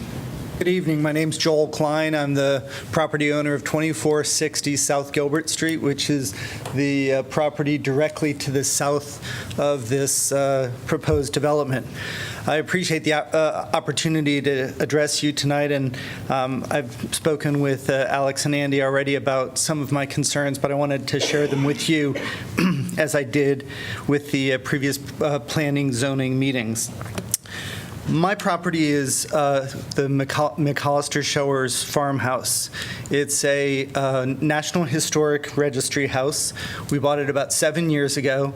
We've restored it. We have been good stewards of the property. We've paid attention to all of the requirements that the exterior and the appearance of this house should be in keeping with the historical nature, and to that effect, when we needed to create a garage, we worked with the city historical architect, and we have a barn-style garage. This was not the cheapest or necessarily the most efficient use of our space, but it was entirely in keeping with the requirements for maintaining the historical nature of the property. As Councilor Taylor mentioned before, she discussed in an earlier project that it was compatible with the character of the neighborhood. I would say that it's difficult to understand how a 3-story, 36-unit condominium or apartment building is in keeping with the character of the current neighborhood. And moreover, I don't understand why on this 18-acre property, this unit needs to be placed 23 feet from our property line, which, of course, is like not even the width of our double-lane driveway. I think that there is, I'm not opposed to the development of this property, and I fully expected the development to occur, but I was taken aback by the extent of the proposed development, and unfortunately we were not invited to the Good Neighbor meeting, so the first time that I actually got an opportunity to see the scope of the proposed property was immediately prior to the first zoning commission meeting. One aspect that Danielle talked about was the sensitive areas plan, and this was discussed in great detail at the very first zoning commission meeting. Subsequent, the next meeting was, I think, 6 weeks later, and the membership of the zoning commission had changed, and this was no longer paid attention to. But it's important to point out that at the outset of upon obtaining this property, the developer harvested a number of truckloads of mature walnut trees, and those trees would have provided a natural buffer.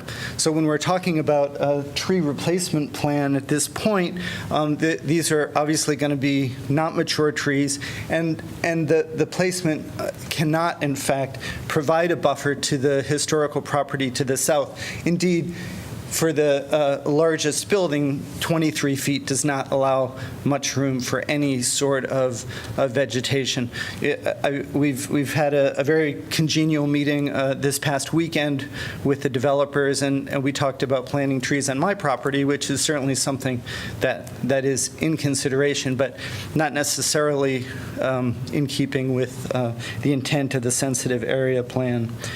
So the last item that I wanted to talk about was, it was brought out that this would be a very good place for development because it would provide access to recreational opportunities, including the softball fields and the Terry Trueblood Park, both of which are wonderful, and we like watching softball from our front porch. Both of those are on the other side of Gilbert Street. Gilbert Street is extremely busy. I've been unhappy to have my mailbox on the other side of the street because it's oftentimes difficult to safely get my mail. If we have 36 unit construction with families in there, and there's small children who want to utilize those recreation areas, it's difficult to imagine how that could be safely attained. There is no sidewalk on the east side of the street, which is what's going on. So, like I said, I'm respectful for the interest in development, respectful for the interest in bringing affordable housing to the neighborhood. I'm not positive that the size of the apartment building, particularly right on the edge of a historic property, is necessarily the best way to do it. And I'm not certain why, with 18 acres, that location had to be necessarily the way it was. I appreciate your attention. Thank you very much. Thanks so much, Joe. I've admired your building for years, but from afar, of course. Yeah. Money pit and labor of love. Would anybody else like to address this topic? All right.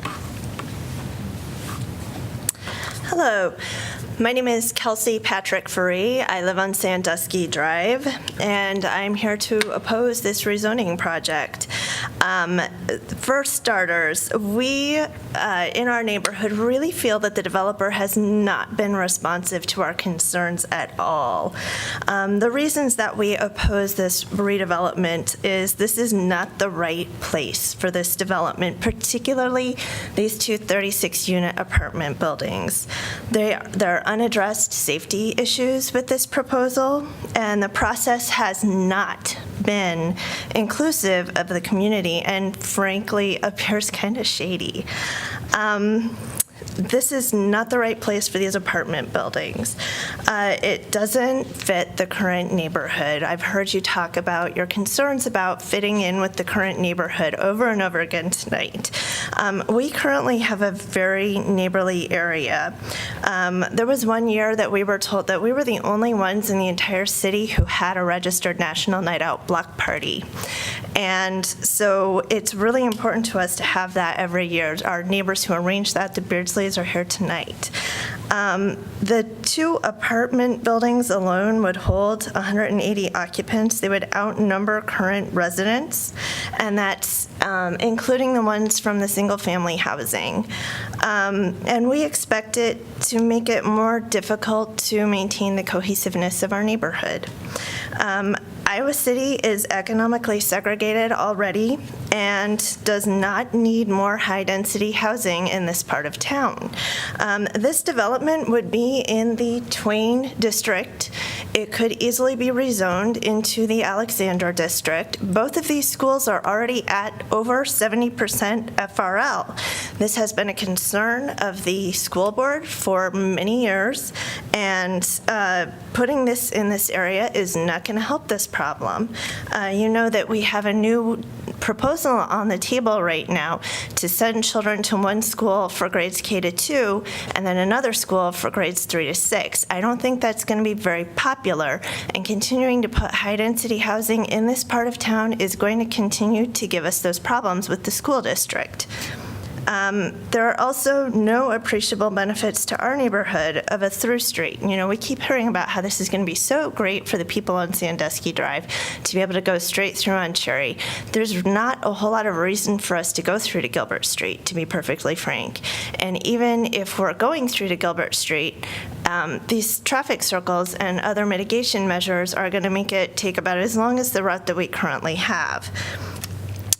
We're also looking at increased traffic in our area, and northbound traffic on Gilbert is going to increase a lot.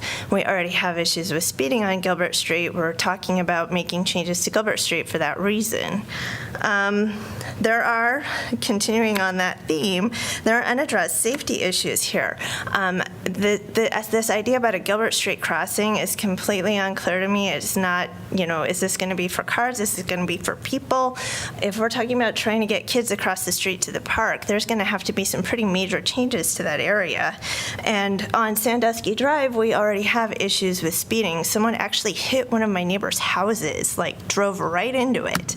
And so when I've looked back through all the minutes in the Planning and Zoning Commission, because my husband went to those meetings, and I'm here today because we have kids, we have to tag team on these things. Every time someone brought up an issue on one side of the development, then someone would point out the other side of the development as being the solution to that problem. So I'd really like to know, which side of it do you think people are going to be driving on here? The process has not been good. There were multiple people who were not invited to this Good Neighbor meeting, including us. Then some of our neighbors who did attend told us later that this was presented to them as being a done deal. There's nothing you can do about this. We're putting these buildings in, and you better like it. And then the developer declined the suggestion of the chair of the Planning and Zoning Commission to hold another community meeting about this. That was at the first meeting. The developer has violated the process. I don't know if it was clear to you from what you've seen today, but there were a lot of trees that were pulled out of that area before he, as far as I can tell, even applied to rezone there. Those walnut trees that were mentioned, I think that must have been a pretty good profit, because the report of the people who were pulling the trees out to one of my neighbors was that he sold those to Italy. So I can't see any consequences of his violation of the process here. Overall, he seems to be untrustworthy to us.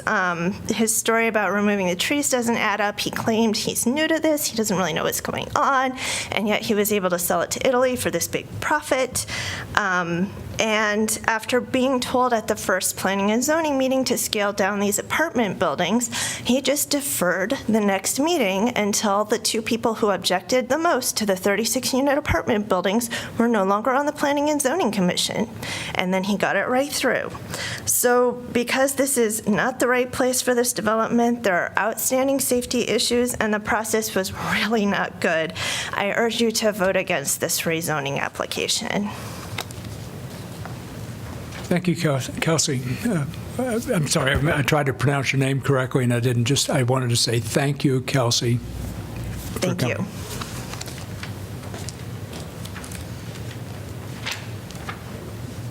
Good evening. Good evening. My name's Don Cochran, and my wife Lori is here as well. We live at 2530 South Gilbert Street, which is the property connected to Joel's property. I bought the McAllister property approximately 15 years ago. At that time, there was a buyer that was interested in the home, and there used to be an old barn on the property, and it was in terrible disrepair, and I really wanted the land and the barn that wrapped around it, and so we bought the property, and I bought the property and subdivided it into 2 lots, and we took the 6 acres approximately that wraps around. Over the years, did a lot of landscaping, did a lot of repurposing. We tore the barn down. I salvaged the timbers, the stone, a variety of the pieces of the barn. We incorporated in a home that we built there. It is too on a National Historical Register area, even though it really is only a pasture of what that barn was. But I'm very clear on the planning process. I had to measure every tree on the property, et cetera. I understand that the 18 acres that we're talking about to the north isn't on the historical registrar, but at the same time, it just seems like kind of the rules that applied there don't apply in this case. Regardless of that, I do know the frustration that goes with being a property owner and wanting to do something and trying to please everyone. And so I certainly want to support Andy and his team in this project. My concerns, are probably going to be fairly similar to what you've already heard. I was born in Missouri, so I'm kind of a show-me state. And so could I pass this around? There's an aerial picture that I'd like for you all to see. Like a lot of properties, it depends on what type of year you're taking a picture of it. As you can see, as that passes around, you'll see that one is the cover of the property, and you'll see what the property looks like now without those trees in it. Honestly, I can tell you, never in my wildest dreams did I think that whatever was developed to the north of us would include clearing out really the property and kind of getting a do-over, if you will. As you can see in a lot of the pictures that we've done, or this one up here, there's a lot of critical area there. Normally, as we've said, you can't build in those areas. And so my thought process all along was it would get developed. It would probably be residential, which is what is there. When I rezoned my property and Joel's, we rezoned it RS5. It can be developed. There could be more lots put in there, but we didn't want a large building in there. We didn't think that would, go with the nature of the historical building. And I recognize that you have to go through a historical process as well. So my first major concern, really is that there is no transition, if you will, from the south side, our north side, his south side. As you can see that kind of highlight of a tree, the majority of those trees are ours. As Joel's indicated, the corner of this first building is 23 feet from the property line. One of our concerns that hasn't been totally addressed yet, and I was surprised the zoning group approved it based on our voicing of our concern, was what does the south elevation look like? So if I'm at that fence looking at the south elevation of this building, what does that look like? Is it 4 stories high? Is it 3 stories high? Can I get 1 tree in there? Can I get 2 trees in there? Obviously, if it's 23 feet, and for those of you that can't visualize that, most double-car garage driveways are about 25 feet wide. So that's how close the building will shoot up from the fence line. And so we feel that the building should be pushed somewhat a little bit further away from the property line, or some level of transition than just a tree between that and the end of the building. As you'll note, there's no one here from the north side, so there's 2 property owners to the south and 1 property owner to the north. The property owner to the north clearly has this large buffer, and I understand it's critical slope, but so was that. And they're also getting the benefit of the creek that I think they partially own as well, with the improvements that are being made. Candidly, if I had that large of a buffer, I wouldn't be here tonight, probably voicing my concern. As you can see, or you can't really see in this property does continue up Gilbert Street towards the railroad tracks, if you're not familiar with it. And I'm just surprised that the city didn't consider, putting this other building over there. It could also have been built into a critical slope hillside as well. And it would have created kind of a larger buffer, but that's design, and I know everyone has an expert on that. So my second concern really is just the building scale is too large and too close to our property, approximately 23 feet. My third concern really is about the safety. I was mowing today, candidly, along Gilbert Street, and people just don't think, I guess, and they drive right along you as you're driving along a curb, on busy Gilbert Street. Well, that's not what we're talking about. What we're talking about is when I have to cross the street to get my mail, and people don't move over.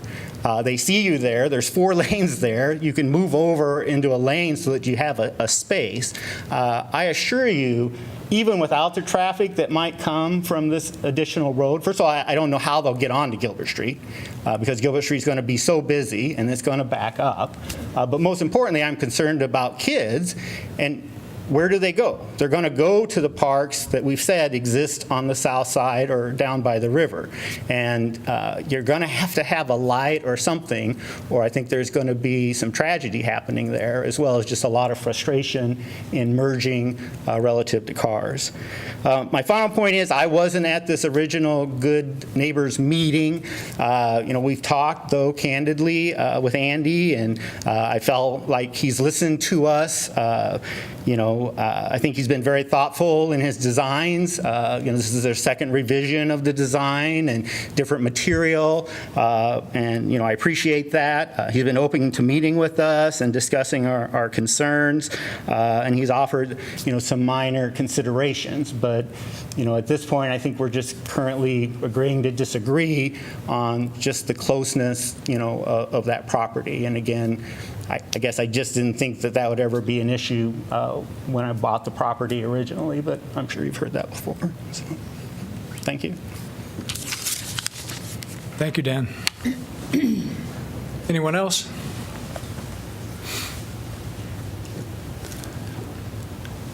All right, seeing no one else, I'm going to close the public hearing. Hold on a minute. It's not on your agenda, but you need to ask about, are you inclined to agree with of course, yes, thank you. That wasn't on the thing, but my bad, I should have remembered. Are you folks inclined to support the commission's recommendation to approve zoning? It looks to me like a majority are, so I will close the public hearing. Could I have a motion for first consideration, please? So moved. Second. Moved by Mem, seconded by Cole. Discussion. So thank you so much for expressing your views concerning, the property owners, Dan and Joel, and then Kelsey from a different angle. It certainly influences my own thinking. And I really regret the fact that wooded hillside will no longer be wooded, at least not as much as it currently is. And that's why I asked Danielle the question I did about the landscape plan or sensitive areas plan. That said, I don't believe this project is excessive, given the current layout of the property. The only questions have to do with the 2 larger buildings to the west. And it looks to me like there's a pretty good transition from those buildings, which will be fairly close to Gilbert Street, through the duplexes to the single-family houses, which then are consistent and compatible with the single-family houses to the east. I didn't have a chance to ask, I should have asked this, what the distance is between the southernmost edge of the building, the larger building on the south, and the buildings that Dan and Joel live in, I understand there's like 23 feet distance from the property line to the edge of that larger building. But it's my understanding you all live down the slope a little bit and quite a bit farther away from the southernmost part of the multifamily building on the south. So despite your legitimate concerns, I'm inclined to support this rezoning. I am as well, and I guess one thing I do find interesting, and I guess I'd like to talk to staff later about this, is this idea of a building that large within 23 feet of the property line. Depending upon what's on the other side of the property line, what is on the other side of the property line, that's not a whole lot of space, particularly when you're building a large structure. So I'm interested in looking at that for future reference. But I think we're not annexing, it's in the city limits. We've talked about larger structures at the corners. I think we most definitely are going to have to do something in terms of a crossing of Gilbert Street, particularly if we've got families in there. I think that's inevitable. As you mentioned, Jim, I think the transition from the west to the east and to the adjacent properties makes sense. So I will be supporting it.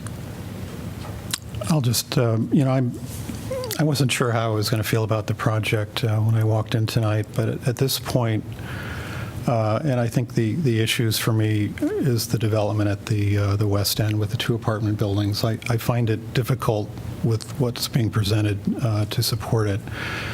And, we've had situations like this in various parts of Iowa City where you have planned development overlays where in this case the underlying zoning is RM12, which is high-density residential, low-density multifamily. And when you apply that to a site like this where there's lots of land that is not developable because of its sensitive nature, that development potential then is consolidated in where land can be developed. And in this case, it's consolidated with primarily consolidated with the 2 36-unit buildings. So, even though the overall density is something like a little over 7 units per acre and the land use plan calls for 2 to 8, I don't know what the density is around those 2 apartment buildings, but it's really quite high. And so that's sort of my typical take on these things, that it's really how I accept buildings of that size. It's based more on contextual issues generally. But what I would add to that is another aspect of this, and that is that when it's more the internal aspects of the project, not so much how it relates to context. When you look at the open space opportunities, and I know the developer has worked hard, you've worked hard, Alex, at trying to carve out usable open space around those 2 buildings. It's nevertheless a really limited amount of area when you're talking about 36 units per building. If you look at the amount of open space, usable open space that each of these single-family residences have, where you have one family occupying the property, and then you look at these 2 36-unit buildings, it's really a fairly limited amount of space, and it's not, even though we have Napoleon across the street, you're crossing a major thoroughfare in Iowa City, so it's difficult to get to that near adjacent open space as a result of that. There was an open house for Prairie Hill co-housing a couple of months ago. Every project's going to be different, and I understand that, but I feel that that's a good model for how you try to capture higher density, which I do support, while utilizing a palette of building types which is more consistent with the character of the surrounding land uses. And so I would love to have seen alternatives with this. I think the concept as a whole is really pretty sound. I appreciate what you're doing with Cherry Avenue in terms of calming the traffic, narrowing the street, which also has benefits to the city in that it's less street to maintain in the long run. I think this plan could be worked out. I think, it's a matter of trying to adjust, in my mind, the treatment at the west end to create a less intense development there, which would then open up opportunities for more open space around a higher density building type. I mean, I think the hierarchy that's established there is right, but it just seems to me to be too much of a jump, which results in the adjacent issues, and then also just not providing enough land around the building itself to accommodate the residents. So for now, I'm going to be not supporting the project. One of the things relating to the the multifamily units, one of the things I've noticed in terms of the types of units that we've been seeing is the higher quality design in these sorts of structures. Obviously that's not always the case, that you don't have those sort of quality structures, but when I see these, I tend to look at them as assets for the neighborhood, and that's the way I look at these particular structures. I actually like the design of them. I do like the density. I do think it's hard to get that. This density discussion is really tough, but I think this sort of strikes the right balance. I think in terms of the single family, I think it's going to be a real nice asset to the neighborhood. And we, obviously socioeconomic diversity is a big concern of ours, and I think this will add some needed, higher income folks as well, in addition to, other folks that we've been concerned about. So to me, I like the balance, and it's always hard when you have one of these sorts of projects to get all the variables right. But I do appreciate the developer in terms of how he did reach out. Obviously, no process is perfect, but I am going to be supportive of it at this time.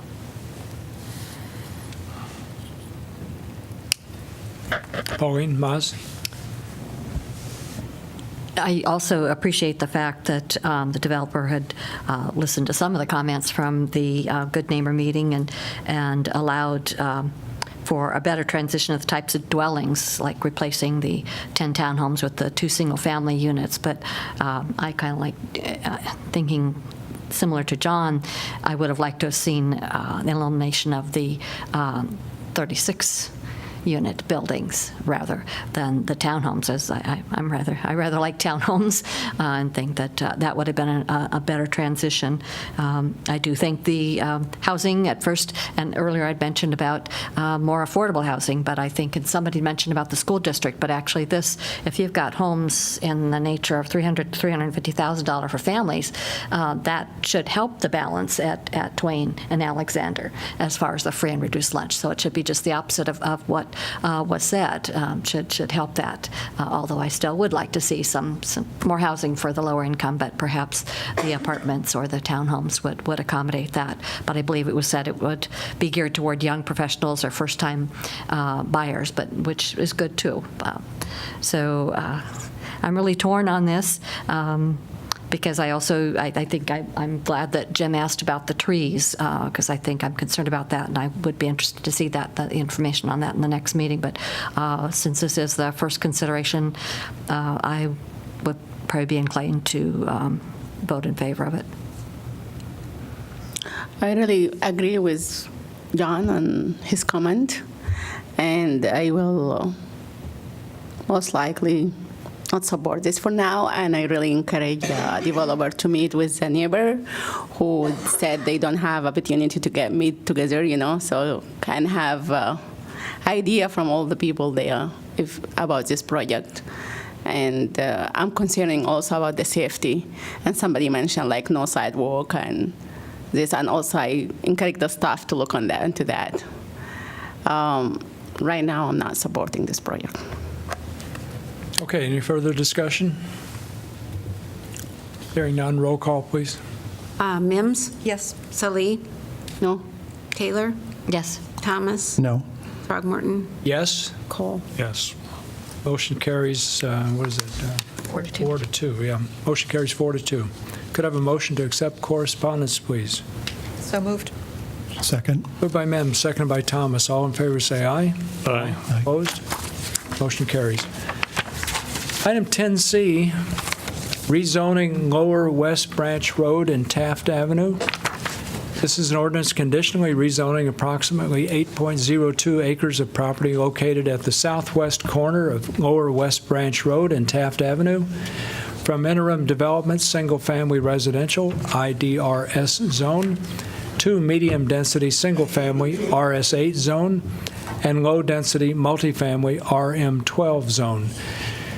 This is pass and adopt. Could I have a motion, please? Move adoption. Do we have a second? Second, sorry. Moved by Mem, second by Thomas. Everybody's sleeping. I don't know if you heard me, Kelly. Yeah, okay. Discussion? Hearing none, roll call, please. Salee? Yes. Taylor? Yes. Thomas? Yes. Throgmorton? Yes. Cole? Yes. Mims? Yes. Motion carries 6-0. Item 11, Camp Cardinal Boulevard Speed Limit Ordinance Amendment. This is an ordinance amending Title 9 entitled Motor Vehicles and Traffic, Chapter 3 entitled Rules of the Road, Section 6 entitled Speed Restrictions, to establish a 35-mile-an-hour speed limit on Camp Cardinal Boulevard from Melrose Avenue North to a point 550 feet south of the city limits, and to establish a 25-mile-an-hour speed limit on Camp Cardinal Boulevard from the city limits to a point 550 feet south. This is second consideration, but staff requests expedited action. I move that the rule requiring the ordinances must be considered and voted on for passage at 2 council meetings prior to the meeting at which it is to be finally passed be suspended, that the second consideration and vote be waived, and that the ordinance be voted on for final passage at this time. Second. Moved by Mem, second by Taylor. Discussion. Hearing none, roll call, please. Taylor? Yes. Thomas? Yes. Throgmorton? Yes. Cole? Yes. Mims? Yes. Salee? Yes. Move final adoption. Oh, the motion carried 6-0. Sorry. So, yeah. Move final adoption. Second. Moved by Thomas, seconded by Salee. Discussion. Hearing none, roll call, please. Thomas? Yes. Throgmorton? Yes. Cole? Yes. Mims? Yes. Salee? Yes. Taylor? Yes. Motion carries 6-0. Item 12, Animal Services Ordinance. This is an ordinance amending Title 8 entitled Police Regulations, Chapter 3 entitled General Animal Regulations, and Chapter 4 entitled Animal Control to provide for animal services. This is second consideration. Could I have a motion, please? So moved. Second. Moved by Thomas, seconded by Cole. Discussion. Did anybody want to speak about this? No? Okay. The only thing I would like to make a comment. Sure. Okay. The only thing I would say about this ordinance is that I really hope everyone will spread the word about this ordinance, because the number of times that I've gone on my walk with my own dogs and we'll see a dog tethered that seems neglected, and I know that we had some tools available, but it seems like this gives us even more tools. So this is one of these ordinances that's been a little bit under the radar, but I think we should feel incredibly proud at what you put together on this, and I think we need to get the word out about this ordinance so that we have these additional tools, because I think this is incredibly important for animal welfare. So I'm really glad to see you guys did this. And can I just ask a question? Liz, are you going to be back for our third reading, or is this your last one? That's it. I'll be at the meeting. Come on up. I'll be at the meeting because this is very important for our community, and I think that it's also important for other communities that look to us as a leader in these kinds of things. So I'll be here, but you won't be a city employee. Yeah, my time. Well, I just want to take the opportunity. Liz reports through the police department, and they had a nice that hiring and promotion ceremony the other day, and also recognized Liz as she's leaving city employee to start her own business. And I first met you when you were still doing the work for the foundation, raising money for the new animal shelter. And it's been a pleasure to get to know you, and I know the people who work with you much closer than I do hold you in incredibly high regard. In fact, they were joking about you going to various meetings, and everybody said, no, you're not leaving. So just want to thank you for all the service you've given to the city, and best wishes and best luck with your new ventures. Thank you. Thank you. And I want to thank all of you for the service and work that you do. You know, I love Iowa City. community. And I really, truly considered it an honor to do this work and to serve. And I'm proud of everything that we've done in animal services and all over the city. We are a great city. Thank you. So guys, don't run away. You know, I've taken the opportunity of praising you several times in public, and I could do it again, but I won't. Actually, what I want to do is ask you, what's the name of your new company, and where is it located? Sure. It's called Best Friends Dog Academy, and it's pet dog training and behavior consulting. And so we're doing classes for people who want to get involved with, training their own pet, classes for people who want to do a few extra things like tricks and Canine Good Citizen, and people that are interested in doing therapy work with their animals and things like that. And also for those problem animals that we don't want to end up in the animal shelter, and we want to help them keep their pets. So. The facility is located at Dave Long's place, where the shelter was temporarily during the time that we were rebuilding, at 4852 Sand Road. So, great. Thank you. Thanks. I'm sure it'll go great. Thanks. Okay, so any further discussion by council? Hearing none, roll call, please. Throgmorton? Yes. Cole? Yes. Mims? Yes. Salee? Yes. Taylor? Yes. Thomas? Yes. Motion carries 6-0. Could I have a motion to accept correspondence, please? So moved. Second. Moved by Mims, seconded by Thomas. All in favor, say aye. Aye. Opposed? Motion carries. Item 13, massage business requirements. This is an ordinance amending Title V entitled Business and License Regulations to add a new Chapter 3 entitled Massage Business Information Requirement. This is second consideration. Move second consideration. Second. By Mem, seconded by Thomas. Discussion. Anybody want to speak to us about this? Eli, you're not going to speak, or are you just going to go away, move north or something? I think you're going to be doing that. So please, come on up. Hi. Hi.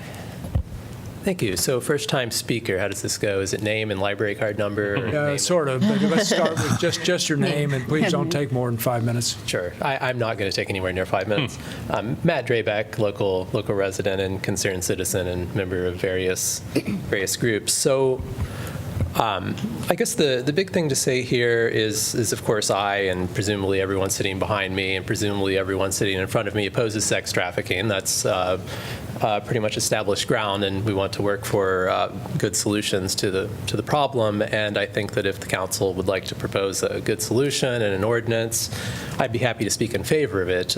The main problem I have with this ordinance is it has very little to do with the problem that it's sort of put in the context of, which is supposed to be issues involving sex trafficking. What the ordinance in front of you does is gives the city certain tools to collect information on massage businesses.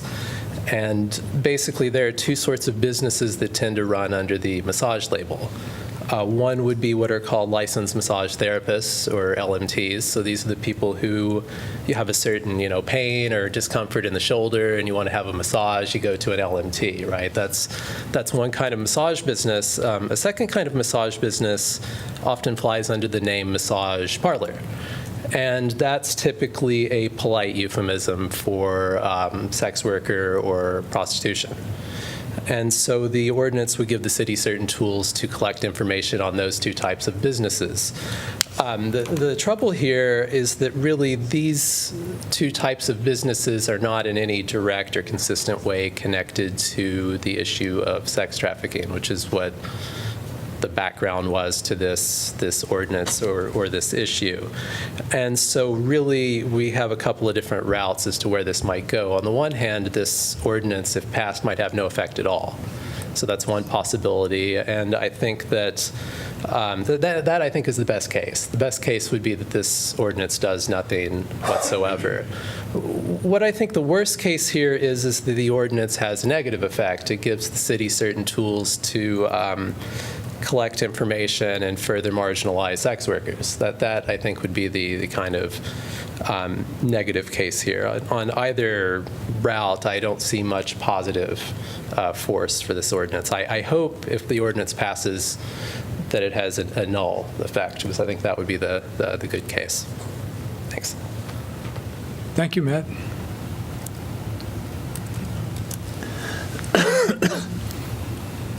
Yeah, hello, everyone. My name is Eli Shepard. I'm an Iowa City resident. I want to both second everything that Matt raised, and I had a couple things that I wanted to add.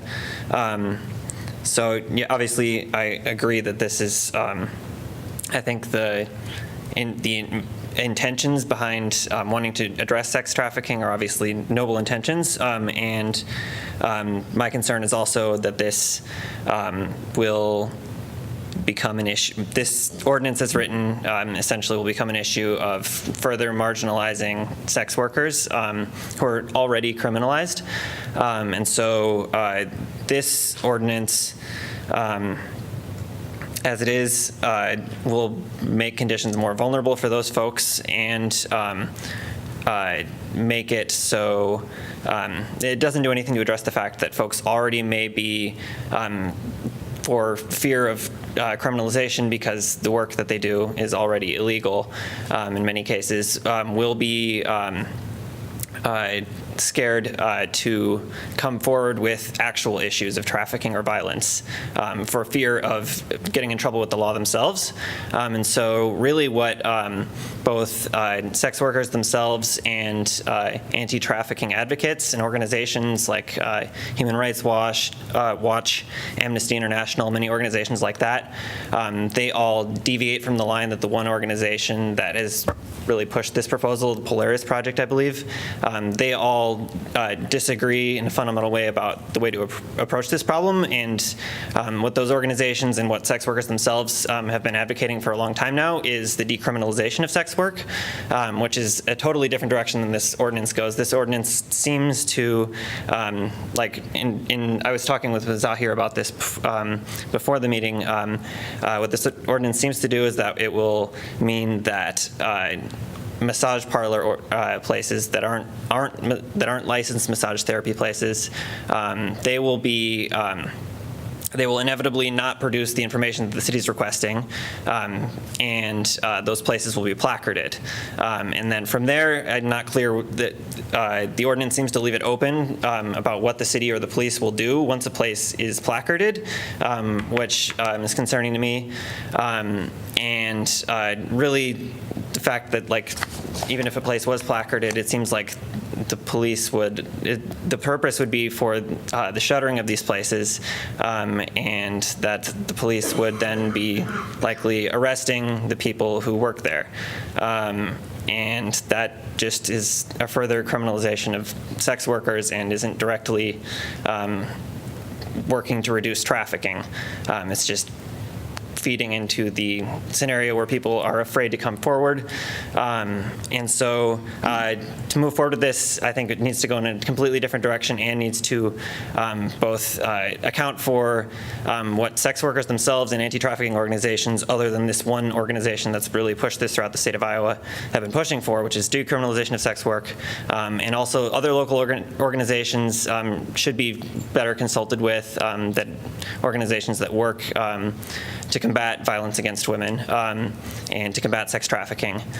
So like Monsoon or NISA or the Rape Victims Advocacy Program would all be good organizations in addition to the advocacy organizations that I already mentioned to consult with on this. So I would really urge you all to vote no on this and to go back to the drawing board if we're going to work to actively address sex trafficking, because this ordinance does not do that. So thank you very much. Thanks, Eli. Anyone else?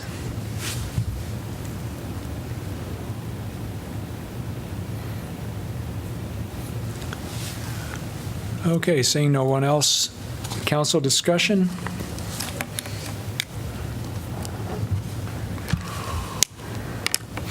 What sort of domestic, just remind me, in terms of local organizations, what sort of input have we had from them? And we've had obviously the massage. Okay, if you could just elaborate on that, because I want to make sure, to Eli's point, I think he raises a good point, is that if we're talking about a national organization and there's a lot of advocacy groups, I want to make sure we have that grassroots impact.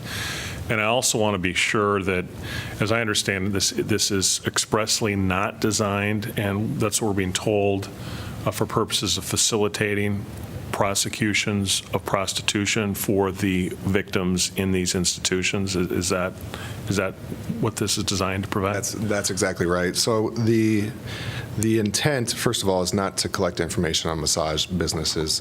It's to verify their state license upon complaint. But additionally, when we come in contact, the intent of the contact with those workers within that business is not to arrest them. But again, this is a tool to give us that initial contact so that we can use our community partners like RVAP, Monsoon, NISA, et cetera, to provide them services to hopefully break those chains. Are they supportive of this? So we have reached out. So in all honesty, we began the process by reaching out to the licensed massage therapists, thinking that it would have the greatest impact upon them, so we wanted the feedback from the licensed massage therapists. To answer your question, yes. It was a couple weeks ago that I reached out to RVAP, spoke directly to Adam Robinson, the executive director, and provided him a copy of the draft ordinance. Adam at that time was going to provide it to his staff and provide feedback if they had it. Up until this point, and I reached out about a week ago again to get an update and have not received anything back from RVAP. We understand that these organizations, RVAP and our community partners like them, will come into play when we have contact with victims within these establishments, if we have contact with victims within these establishments. And again, at that point it is when we would provide the services to them, bringing them in. Again, the intent not to arrest. Monsoon, I did reach out to the local board member from Monsoon. I believe her name was Lada, and I have not heard back from her. That was a few days ago, and that actually came at the recommendation of one of the community members, which was a great recommendation. And NISA as well. I was planning on stopping in their office to get their feedback on it as well. And again, they are community partners, and we intend on completely having them involved in the process and using them to provide services and certainly to provide or to gather their input on how best to serve victims should we encounter them. And when you collect the information, when you request the information, what's the second step after that? What's the next step? So moving forward, we need to figure out a plan as city staff, a plan to work with these organizations, not only to figure out a plan on how to best provide services if we encounter victims, but also how we can reach out ahead of time to provide information on changes that are coming. And that would be, we'll use those community partners and their input on how we can educate the community and how we can educate various groups within the community. And then we'll also hopefully have their input on how we can best provide services should we encounter victims within the community. Okay, and when you ask those facilities for information, how did you choose to ask? After you suspect something, or I don't know. I don't understand this. Yeah, really. I don't think it's not a set in stone because I haven't heard back from them, from those community partners yet. You haven't? Okay. Yeah, no, I haven't heard back from them after reaching out to them. Again, we plan on working with them moving forward, however, working with them to establish the best way, understanding the difficult dynamic that these victims encounter, but the best way to provide services in hopes of breaking those chains of trafficking if they exist.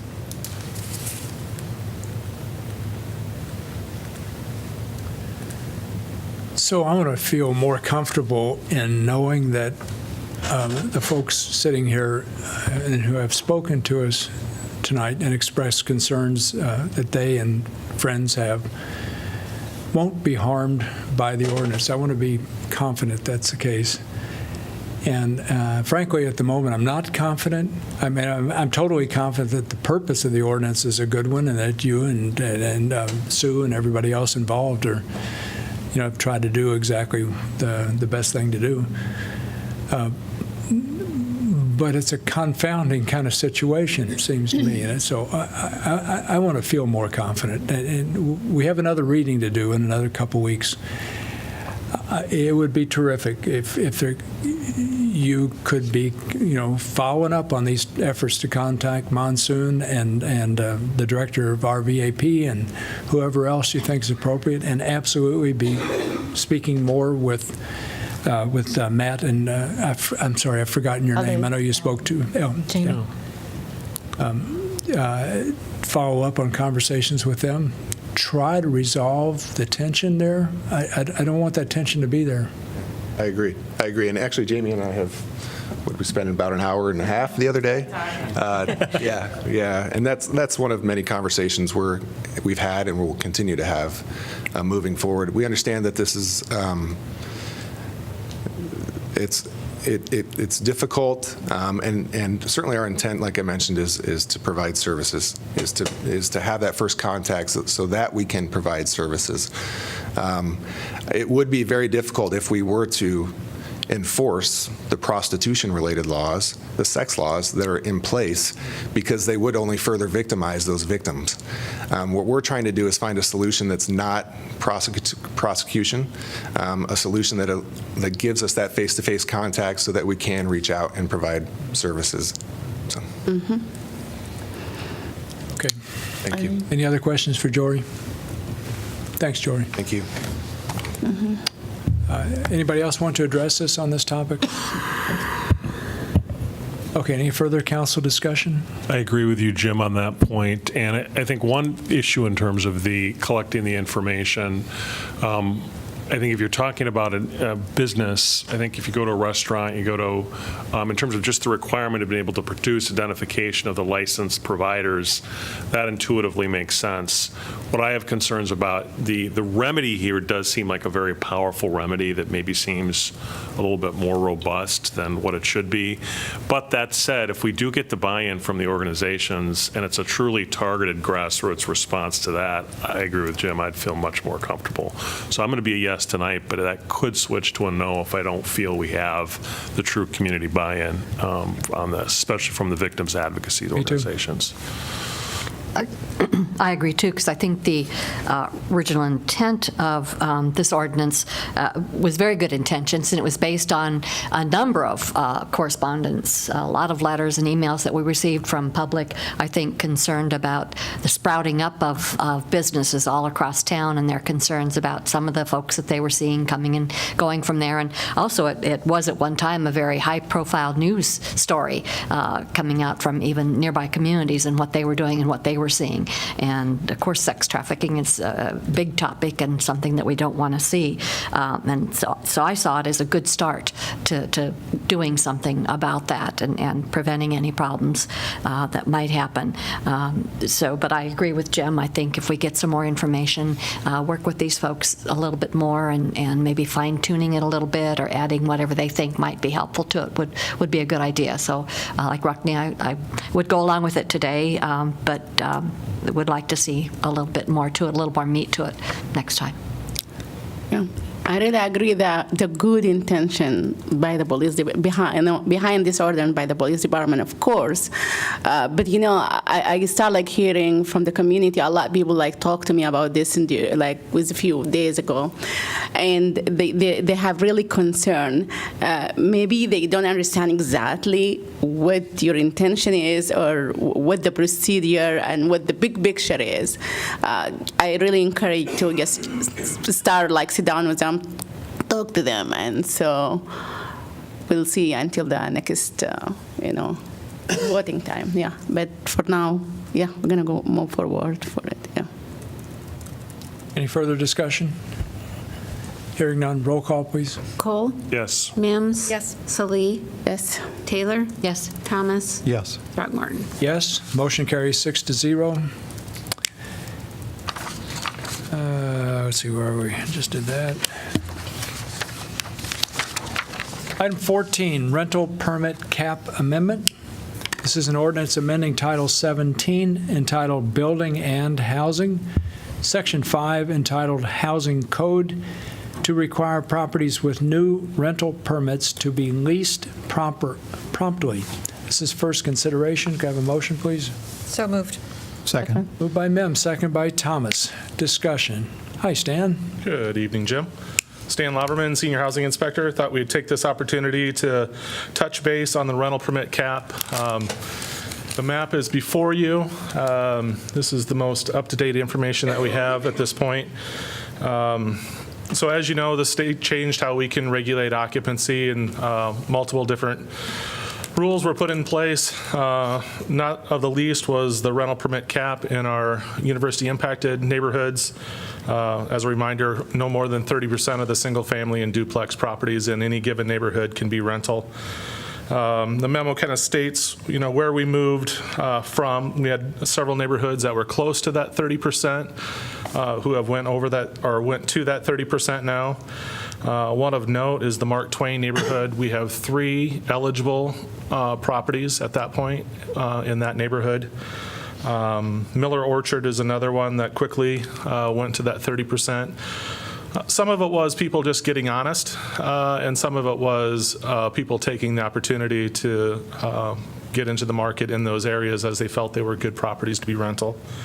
The change that you have in front of you is a result of the rental permit cap. Previously, we did have owner-occupied properties that would maybe hold a rental permit for a period of time. As we have that cap, we don't want to artificially lower that 30% cap in any of these neighborhoods. And we saw a handful of people take out speculative rental property or rental permits, feeling that they had more value in their property if it held a rental permit. Additionally, in your north side neighborhood, if we see properties or when we see properties change from rental to owner-occupied, we don't want them to hold on to that rental permit and rent it out at a future time. So that is the minor change that we're proposing at this time.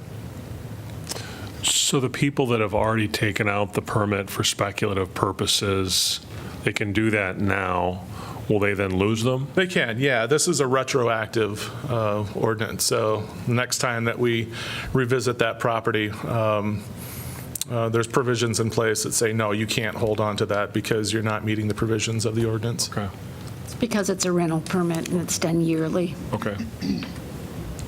Stan, can you please remind me of what it means to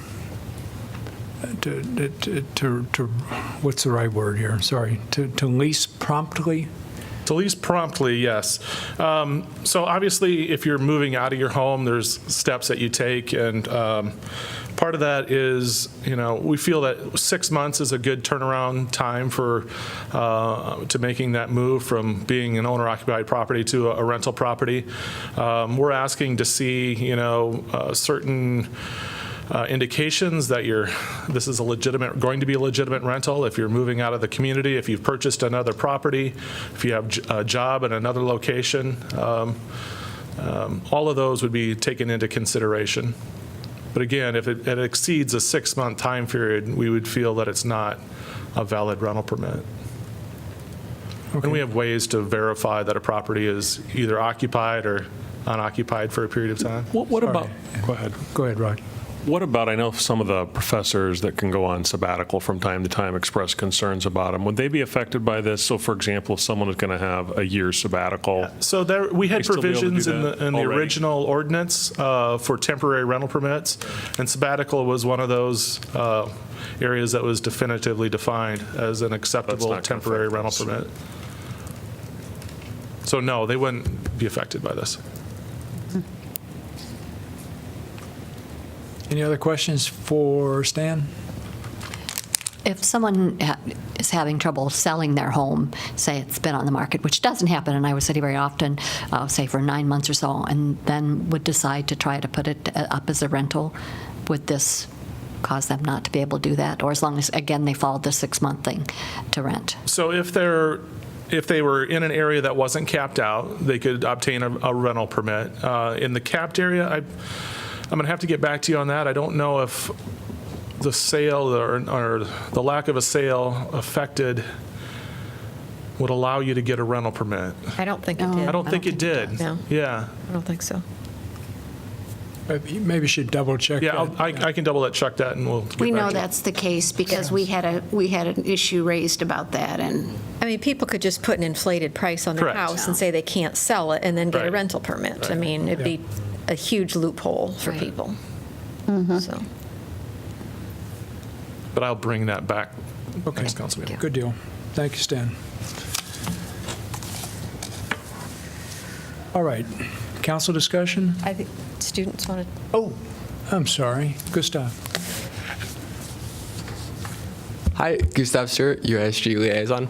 I just wanted to say that we are supportive of this amendment, that it is important that the rental ratio is not artificially taken to higher than what it actually is, because that will ultimately impede on people that are actually renting to get those rental permits in those adjacent the areas right outside the areas that are capped. So if you're following. So generally supporting the amendment. Anyways, thank you. Thanks. And incidentally, welcome back to both you and Austin. You know, start of the new year and or the new school year and everything. Anybody else want to address this topic? Okay, seeing no one else, council discussion? I just think it's indicative of the loopholes that people are very creative at finding, and also our staff is very astute at recognizing what people are doing, so thank you to staff. I think this is important. I thought I noticed Stan sort of wringing his hands saying, "We have our ways." Only kidding. Probably not. Yeah, of course we knew, Susan, you know, we talked about this a lot way back when, that there would be loopholes, that we would have to make adjustments along the way. It's just inevitable. Further discussion? Hearing none, roll call, please. Cole? Yes. Mims? Yes. Salee? Yes. Taylor? Yes. Thomas? Yes. Throgmorton? Yes, motion carries 6-0. Item 15, Housing Trust Fund contribution. This is a resolution authorizing the city manager to sign a memorandum of understanding with the Housing Trust Fund of Johnson County for the contribution and use of $500,000 for affordable housing. So moved. Moved by Mims, seconded by Cole. Discussion. Tracy, did either one of you want to say? I'll jump in on You this will? Okay. real quick. Sure. You've got a couple pieces of information, a memo from me, and then also probably of more value, a letter from Bob Dvorsky, who's the board president, and Tracy Achenbach, the executive director of the Housing Trust Fund of Johnson County. The question that council has been debating is whether to lower the 80% AMI number for the households that are supported down to 60%. I think you can see really from the letter that Bob and Tracy submitted that in reality, the vast majority of those households that are being supported are not only below 60% already, but well below 60%. They did note a couple of households that they had supported that had been over, but those have been few and far between over the last 8 years. So I think you can, from the rental side, look at that two different ways. The practical impact of taking it down to 60 is probably not that great at all, but it does require them to track differently than they are now. For IFA, Iowa Finance Authority, they track the 30 and the 80% level. So this is just another layer of tracking that they would have to do. And as we noted in the memo, we do think that if you lower that to 60, you need to exempt out state and federal programs like the LIHTC program. And we would also suggest you exempt out the home ownership piece, and those reasons are articulated in both the memo and the letter that you received. Okey-doke. Thank you. Would anybody like to address this topic? Anybody in the audience? Okay, council discussion. I'm supportive of leaving it the way it is. I think it's clear that the Housing Trust Fund has done, I think, a really good job of addressing the needs of people who need the assistance. And I think putting another layer of record keeping on them just doesn't, I mean, it just makes already overly burdened nonprofits, it just makes it harder for them to do their job in an efficient manner when we put extra tracking requirements on them that really aren't going to change what is already being done. And so I think they're doing their best to serve the people that need to be served. The numbers are already, in general, way below the 60% level. And so I'm comfortable leaving it the way it is. The only other piece that's important for me is the question of owner-occupied affordable housing, and I think that's an important piece for me. So I am supportive of, because I think that's the main impact of who's going to be affected by this. So would like to keep it as is. Yeah. I'm also supportive of keeping it the way it is. I think that if we change the number, it would be restrictive to some people who are needy. There was data that there were 5 that would not have qualified, and they were only at 61, 64%, and 66%. And they also were in need of these funds, and the majority of the renting households are served that are below 30%, is what the data said. So I'm in favor of leaving it the way it is. And I'm in favor of changing to 60% because of that reason, because the Housing Trust Fund, they has been doing it under 60%. That's why I want to keep it like that. They already doing it, and I really would prefer to go to the exception of if they're using, like you said, example, utilize another, if they're using like federal fund or something like that. I prefer to go with that. If they're really doing it, and if they're using federal fund that really require 80%, then okay, do that. But if they're really doing it, why not? Why not doing it 60% if they already being doing it? And I really support the staff recommendation, like reference wording with change to the limit city funding to rental housing, project, not home ownership, because the city is already supporting the home ownership through another programs like the University City program. That's not affordable housing, though. Yeah, it was never defined as affordable housing. What do you mean? The University University program program. was never defined as affordable housing, and if you look at the prices, those are not, in most cases, are not. The original intention Of was course, they are not going to be affordable housing because the way that we're doing it. We just talk about affordable housing, but we are not for really doing it. Earlier, you said when Pauline said that, I'm talking to you, Susan, when Pauline said the developer should do more affordable housing in the city, you said no. The developer should not, but the city should, or the government, how they're supposed to subsidize those kind of things. That's true. Then let us do it. We are not doing it. We just speaking about it, but we are not doing it. And I still encourage the city to identify a core elements of think that the priority for this city. And I think I really support to be 60% and under is already, and with the exception of, just that when they're using federal fund. So I intend to vote in favor of, I'm going to vote in favor of the resolution. But I think mainly because what the Housing Trust Fund currently is doing is consistent with what you want to accomplish. And it's consistent with what our council has been striving to do for the last, 3 years. So, I don't see any need to change it. Of course, everybody has their opinion. You can stick to your opinion. I'm not here to change your mind, but I have to express my opinion and my belief and my value. Yeah, fair enough. Okay, so any other discussion? All right, so the motion's about authorizing the manager to sign a memo of understanding with the trust fund for the contribution and use of $500,000 for affordable housing. Could I have a roll call, please? Mims? Yes. Salee? No. Taylor? Yes. Thomas? Yes. Throgmorton? Yes? Cole? Yes. Motion carries 5-1, so in the negative. Item 16, charging station agreement for Harrison Street parking facility. This is a resolution, huh? Can I interrupt you for 1 second? Tracy, you can't leave yet, Achenbach. Oh, you're going to praise her, Yeah. too? There was, It's almost 10 o'clock. You can wait for 2 more minutes.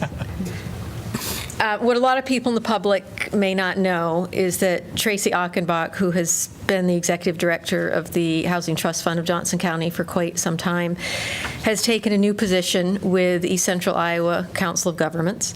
We're happy for her, but we are sad to see her leaving the Housing Trust Fund of Johnson County.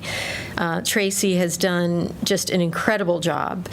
She's had a great board, but she has been the executive director for, I'm not sure how many years, almost 10 years, and has just, they're just a partner that we can count on in this community. And there's things that the public should do, and there's things that the private should do, and there's things that nonprofits should do. And it's really nice to be able to pass resolutions like this and just hand off the money to a nonprofit that has the experience and the staff and the contacts and can do that work, and we know that it's going to be done well. It's going to really help meet the needs of the people who need it, who deserve that support, and we're not going to have to worry about things coming back to us later about anything being mishandled. So, Tracy, from the Iowa City Council and from the Iowa City community and Johnson County, thank you very much, and best wishes in your new position. Thank you very much. You're welcome. Thank you all so much for your, can I come up just? Sure. Yeah, you really should. Thanks. I shouldn't? You should. Yes. You must. Because I wanted to come up in public comment and say thank you all so much for making my job so easy these last years because of your dedication to affordable housing. I've told you before, I've been doing this for a long time, and what you are doing sets a precedent for the whole state, and it's it's just really unbelievable, and you've made my job really easy, and I'm very proud to say that I will continue to be an Iowa City resident, just not working for the trust fund anymore. But thank you guys all so much. The staff too, the staff has been great to work with, and you all have been so important to the efforts of making more affordable housing in the community, and I say that with all sincerity, so thanks very much, and I've just been doing my job, that's all. Yeah. So Tracy, you probably remember that I was a member of ECI-COG's board twice before, for one-year terms, and every meeting, I think, you were there. And I thought, well, so now you're going back to ECI-COG? But, you're going to be a staff person now instead of attending meetings.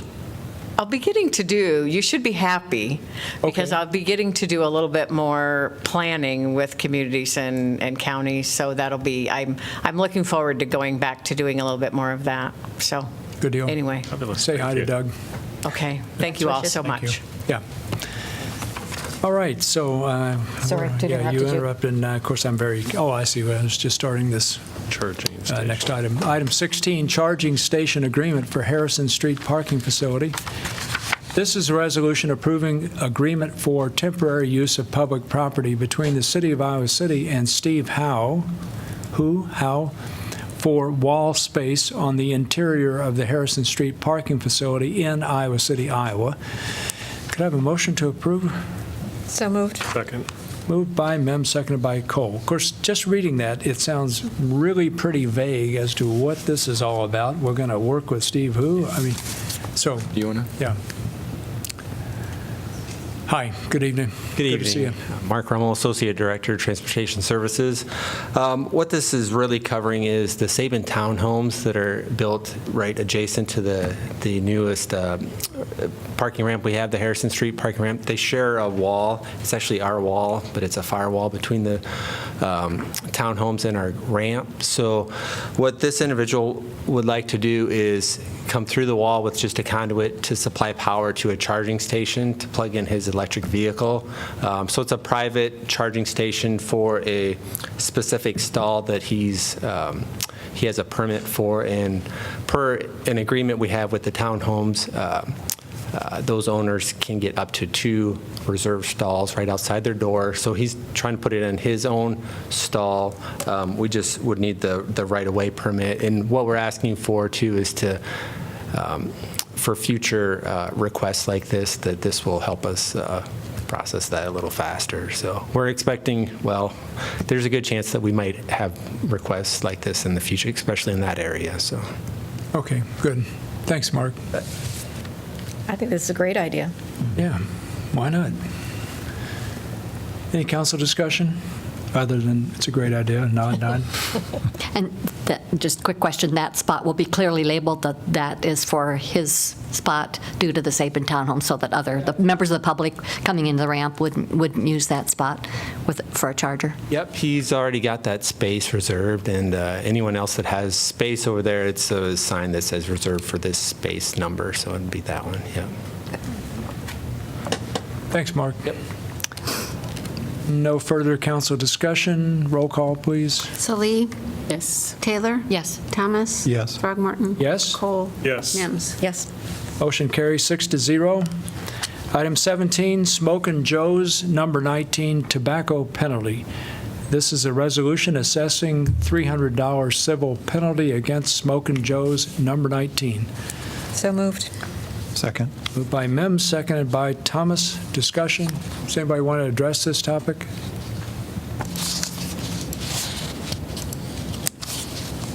Good evening. Hi. Wow, you're so patient. Unbelievable. Sergeant Paul Batchelor with the Iowa City Police Department. I have been tasked with directing our tobacco enforcement program for the police department through the Alcoholic Beverages Division. And with this particular violation at Smokin' Joe's, we essentially we find 16 or 17-year-old volunteers who we do pay a small fee to work with us, go in an undercover capacity under the guidance and direct observation of police officers. They go in, they attempt to purchase tobacco with money supplied by us. It's a program monitored through the state, and we participate in that program. And essentially, there's no hidden agenda or anything like that. The employee just goes directly up to the cashier, asks to buy something like cigarettes. If the employee asks them how old they are, they have to tell them legitimately how old they are. If they ask them their date of birth, they have to tell them that. If they ask for identification, they show them their actual driver's license. So it's a straightforward compliance check. In this instance, we sent the employee into Smokin' Joe's. The employee turned around, sold our undercover or our volunteer assistant a pack of cigarettes, and she gave him the cash that we provided and made the sale. So the employee was cited and later pled guilty to the offense. Okie doke. Thank you, Paul. Are you going to speak for the next one? I'm Why don't you just go? I'm up for the next one too, so, okay. Do you want me to go right into that one? Okay. So the other one was the shop at 355 South Lynn Street called Almost Paradise. This was the same type of situation. We sent the same person in the same night. This was actually December 7th of 2016. The employee there sold our person a pack of cigarettes without asking for any identification. Employee was ultimately cited and ultimately pled guilty. Looks like January 3rd of 2018. And how old is the person that you sent? In this situation, the person was 16 years old. And they look 16? Yes. Okay. This was this particular night was a girl that's 16 years old. She didn't look any older than 16. Okay, because sometimes they look older. That's I agree. why. Yeah. So make sure to send like somebody who look like the age. Yeah. Yeah. But for a business to sell tobacco, they're tasked with making sure that they're complying with the law. And in these two situations, they were not. So. Sure. Okay, good deal. Thanks, Paul. Thanks. All right, I assume no one in the audience wants to comment on this, so council discussion? Looks like he said, it seems pretty straightforward. Yep. All right. So we're on Joe's, Smokin' Yes. Joe's, right? Yes. Okay. No further discussion. Roll call, please. Taylor? Yes. Thomas? Yes. Throgmorton? Yes. Cole? Yes. Mims? Yes. Sully? Yes. Motion carries 6-0. Item 18, Almost Paradise tobacco penalty. This also is a resolution assessing $300 civil penalty against Almost Paradise. And we just heard a description of the event from Sergeant Batchelor. Could I have a motion to approve, please? So moved. Second. Moved by Thomas, seconded by Salih. Discussion? Hearing none, roll call, please. Thomas? Yes. Throgmorton? Yes? Cole? Yes. Mims? Yes. Sully? Yes. Taylor? Yes. Motion carries 6-0. Item 19, council appointments. Applicants must reside in Iowa City and be 18 years of age unless specific qualifications are stated. The Community Police Review Board, we have one vacancy to fill an unexpired term upon appointment and have received applications from Charles Eastham, Zachary Goldsmith, Harry Olmsted, and Mohammed Taha. And my recollection is that this is a female gender requirement, so we need to re-advertise because we're talking about 4 guys here, right? Yes. Okay, so that's what we're going to do on that. Moving on to item 19B, the Library Board of Trustees. There's one vacancy to fill an unexpired term upon appointment, and we have several. Where's the number? 1, 2, 3, 4, I guess 5 applicants. Wesley Berry, Kathleen Crawford, Justin Ford, Peter Hansen, and Harry Olmsted. What's your pleasure, folks? I'd like to encourage us to consider Wesley Beery. He's coming off the library's foundation board, has been, I think, the president of that, and I think he called and talked to me about it, and then looking at the application stuff, I think he's got a lot of familiarity, especially with the director's position changing over, et cetera. I think he would be a natural to kind of fit in there without a lot of, not having to get up to speed as much as some other people might. Any other comment? I do know Peter Hansen, and I know that whatever he sets his mind to or does, he does a very thorough job, very good job, and I think that he would be good on the board. Looks like he's served on other various boards and commissions, although I believe Mr. Berry came recommended by Susan Craig herself, which is a very good recommendation, and he does, as Susan mentioned, have experience with the library, and so I would probably support him. Yeah, I would support Wesley Berry as well. So would I. Me too.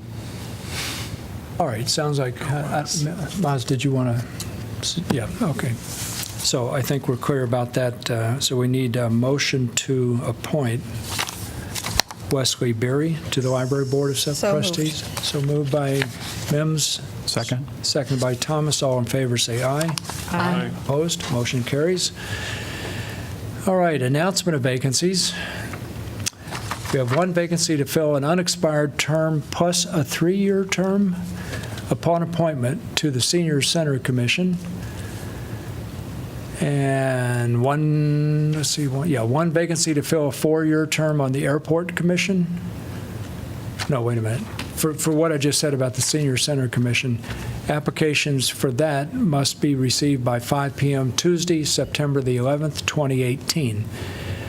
We also have one vacancy to fill a 4-year term on the Airport Commission, 2 vacancies to fill 5-year terms on the Airport Zoning Board of Adjustment, 1 vacancy to fill a 3-year term on the Historic Preservation Commission for its East College Street District, and 1 vacancy to fill a 3-year term on the Historic Preservation Commission's Jefferson Street District, and 2 vacancies to fill 3-year terms on the Telecommunications Commission.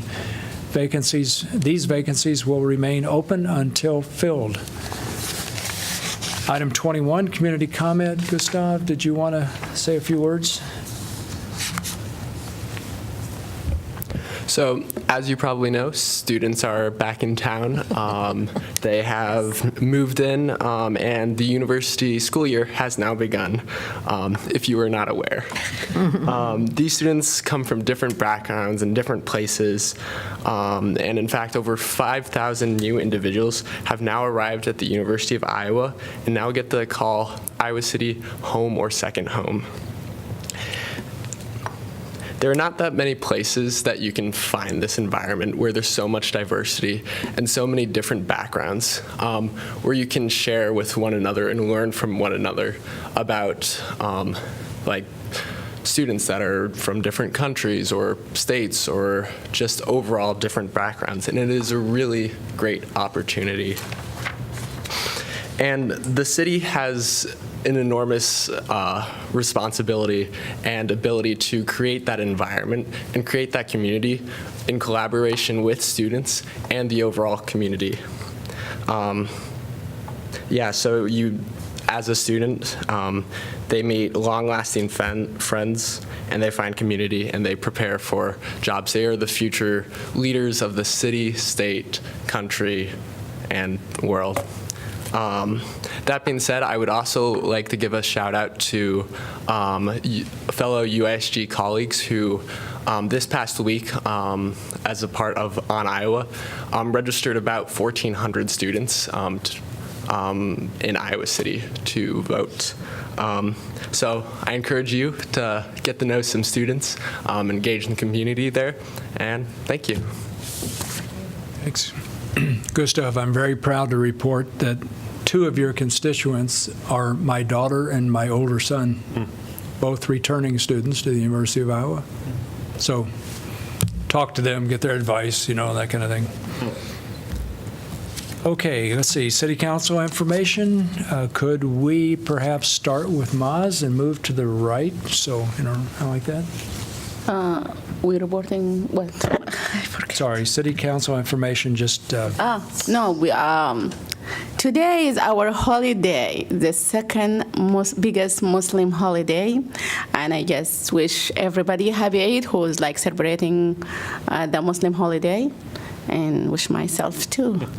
And that's it. I don't have proud. Even though it's my holiday, I'm here because I think it was I haven't had. I forget completely. It's falling this day. I should have asked you to move the meeting or anything, but I forget. Number one. Number two, sometimes the holiday could be Monday or could be Tuesday. That's why we don't know sometimes. And I guess that's all. And I'm here because of those important item on the agenda. Otherwise, I will be home celebrating with my children.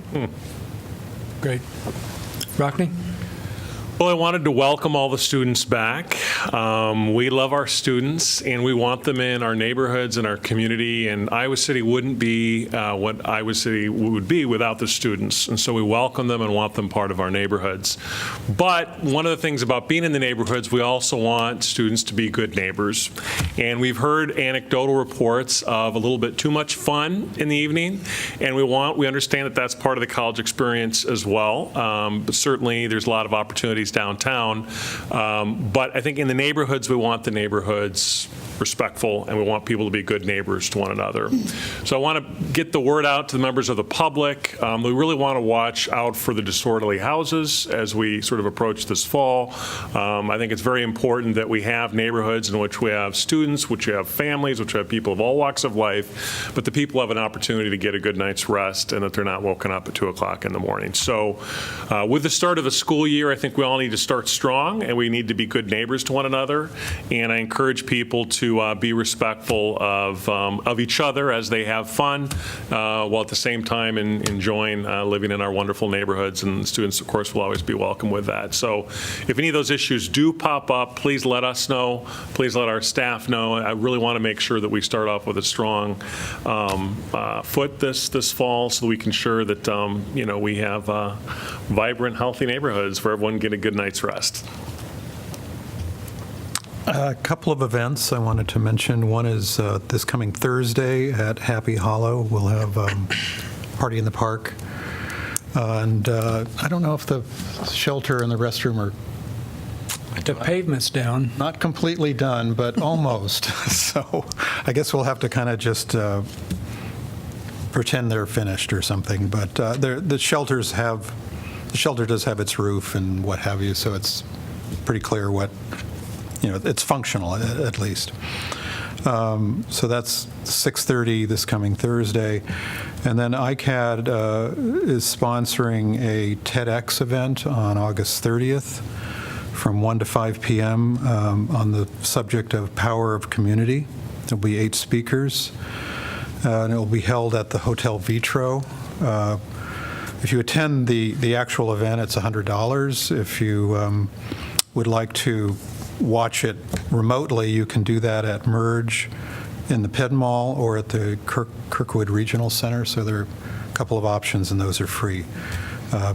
For those of you who don't know what a TED event is, TED is a nonprofit devoted to the sharing of ideas, usually in the form of a brief talk. So power of the community might be kind of an interesting subject to hear about. Susan? Just add my welcome to the students coming back and the new ones. For those that are driving in Iowa City for the first time, please pay attention to the signage. we also still have a little construction going on, so as things go from 2 lanes to 1, be careful. But other than that, just welcome back to everybody, and fall is almost here. Well, there's been a lot of things going on. Susan touched on the police ceremony as far as how they recognized Liz Ford at that, but it also was wonderful to see the new officers that have been hired, as well as some of the promotions that have gone on in the department that obviously were very well thought out and well-deserved, which is great to see that, and congratulations to those that were promoted, and welcome to those new officers that are on board. You might mention, Pauline, we have our first female captain ever. Yes, that was exciting. And Denise Brotherton. Denise Brotherton, event, yes. Statewide, at least, as far as I know. Yeah, I don't know about across the state. Very but exciting, she's well-deserved. Yeah, first female captain ever in the Iowa She City was in the Police room Department. earlier. Yes, she was. In fact, there Right. was. Let's see here. And Tracy, obviously, we talked about her. There was a very lovely but very emotional farewell reception for her at the Midwest One Bank. That was very nice. And of course, the Soul Fest just wound up last weekend. That was a great event, well attended, good food, good entertainment. Upcoming things tomorrow, the McDonald's on Riverside Drive has a grand reopening at 5:30, and I think it'd be great to show up and support that restaurant, because the updated design, I think, complements our Riverfront Crossings area and will be a great addition to that area. That's nice. So that's tomorrow at 5:30 on the Riverside Drive location. And that's all. Good deal. Well, I'm embarrassed to admit that I missed some really notable events over the past week, like Soul Fest. But I did so because my wife and daughter and I were on vacation. Yes, vacation. And we were on vacation in Helsinki, Finland, which John and Sarah have been to before. It's a lovely city, really fun to be there. And we managed to just kind of explore and walk around for, 3 days or something like that. And then I participated as an invited guest, participated in an event involving scholars from Aalto University in Helsinki and Tampere University in Tampere, Finland. And it was really fun to be involved in the workshop and symposium with the researchers from those universities. What a great group of people. It was really fun meeting them. Some other things, I took part in the tour of City Park, or the city parks, on the 8th of August. That was fun to do. Julie Seidel-Johnson is very proud about what the Parks Department's doing.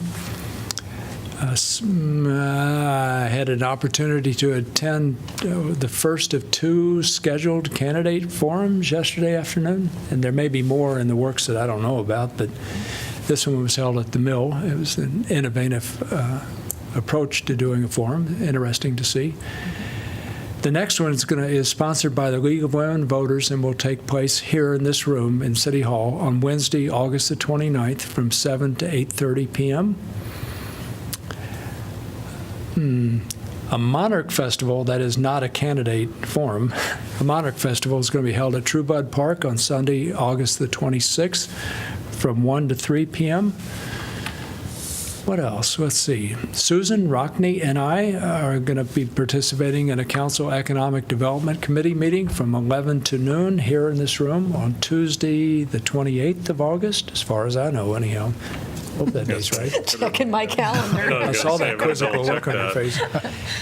Jeff and I are going to be meeting with the mayor of Cedar Rapids, Mayor Hart, and city manager, assuming that's still on. It's not on. They canceled It's not today. on, okay. I had a feeling Reschedule. maybe it was going to disappear. It's all right. Drop that one. Disappeared. Let's see. Also, I was in Helsinki last week, so tomorrow I'm driving to Grand Rapids, Michigan to participate in the Mayor's Innovation Project for its annual meeting. I think I told you all about this a few months ago, and, said there was also the opportunity for you to go if you could. But I'm going to drive up there in a tiny little car. Good grief. I rented a car today. It's really small. That's it for me. Jeff? Nothing. Ashley? No. Eleanor? All right, come on, break it up over there. Eleanor, is there anything you need to tell us? Kelly? Thing that she's not telling us. All right, so we're going to have to adjourn to the work session, correct? All right, so I'm going to, could I have a motion to adjourn, please? So to the moved. work session? Second. Moved by Thomas, seconded by Cole. All in favor, say aye. Aye. Opposed? Motion carries. We are adjourned to the work session.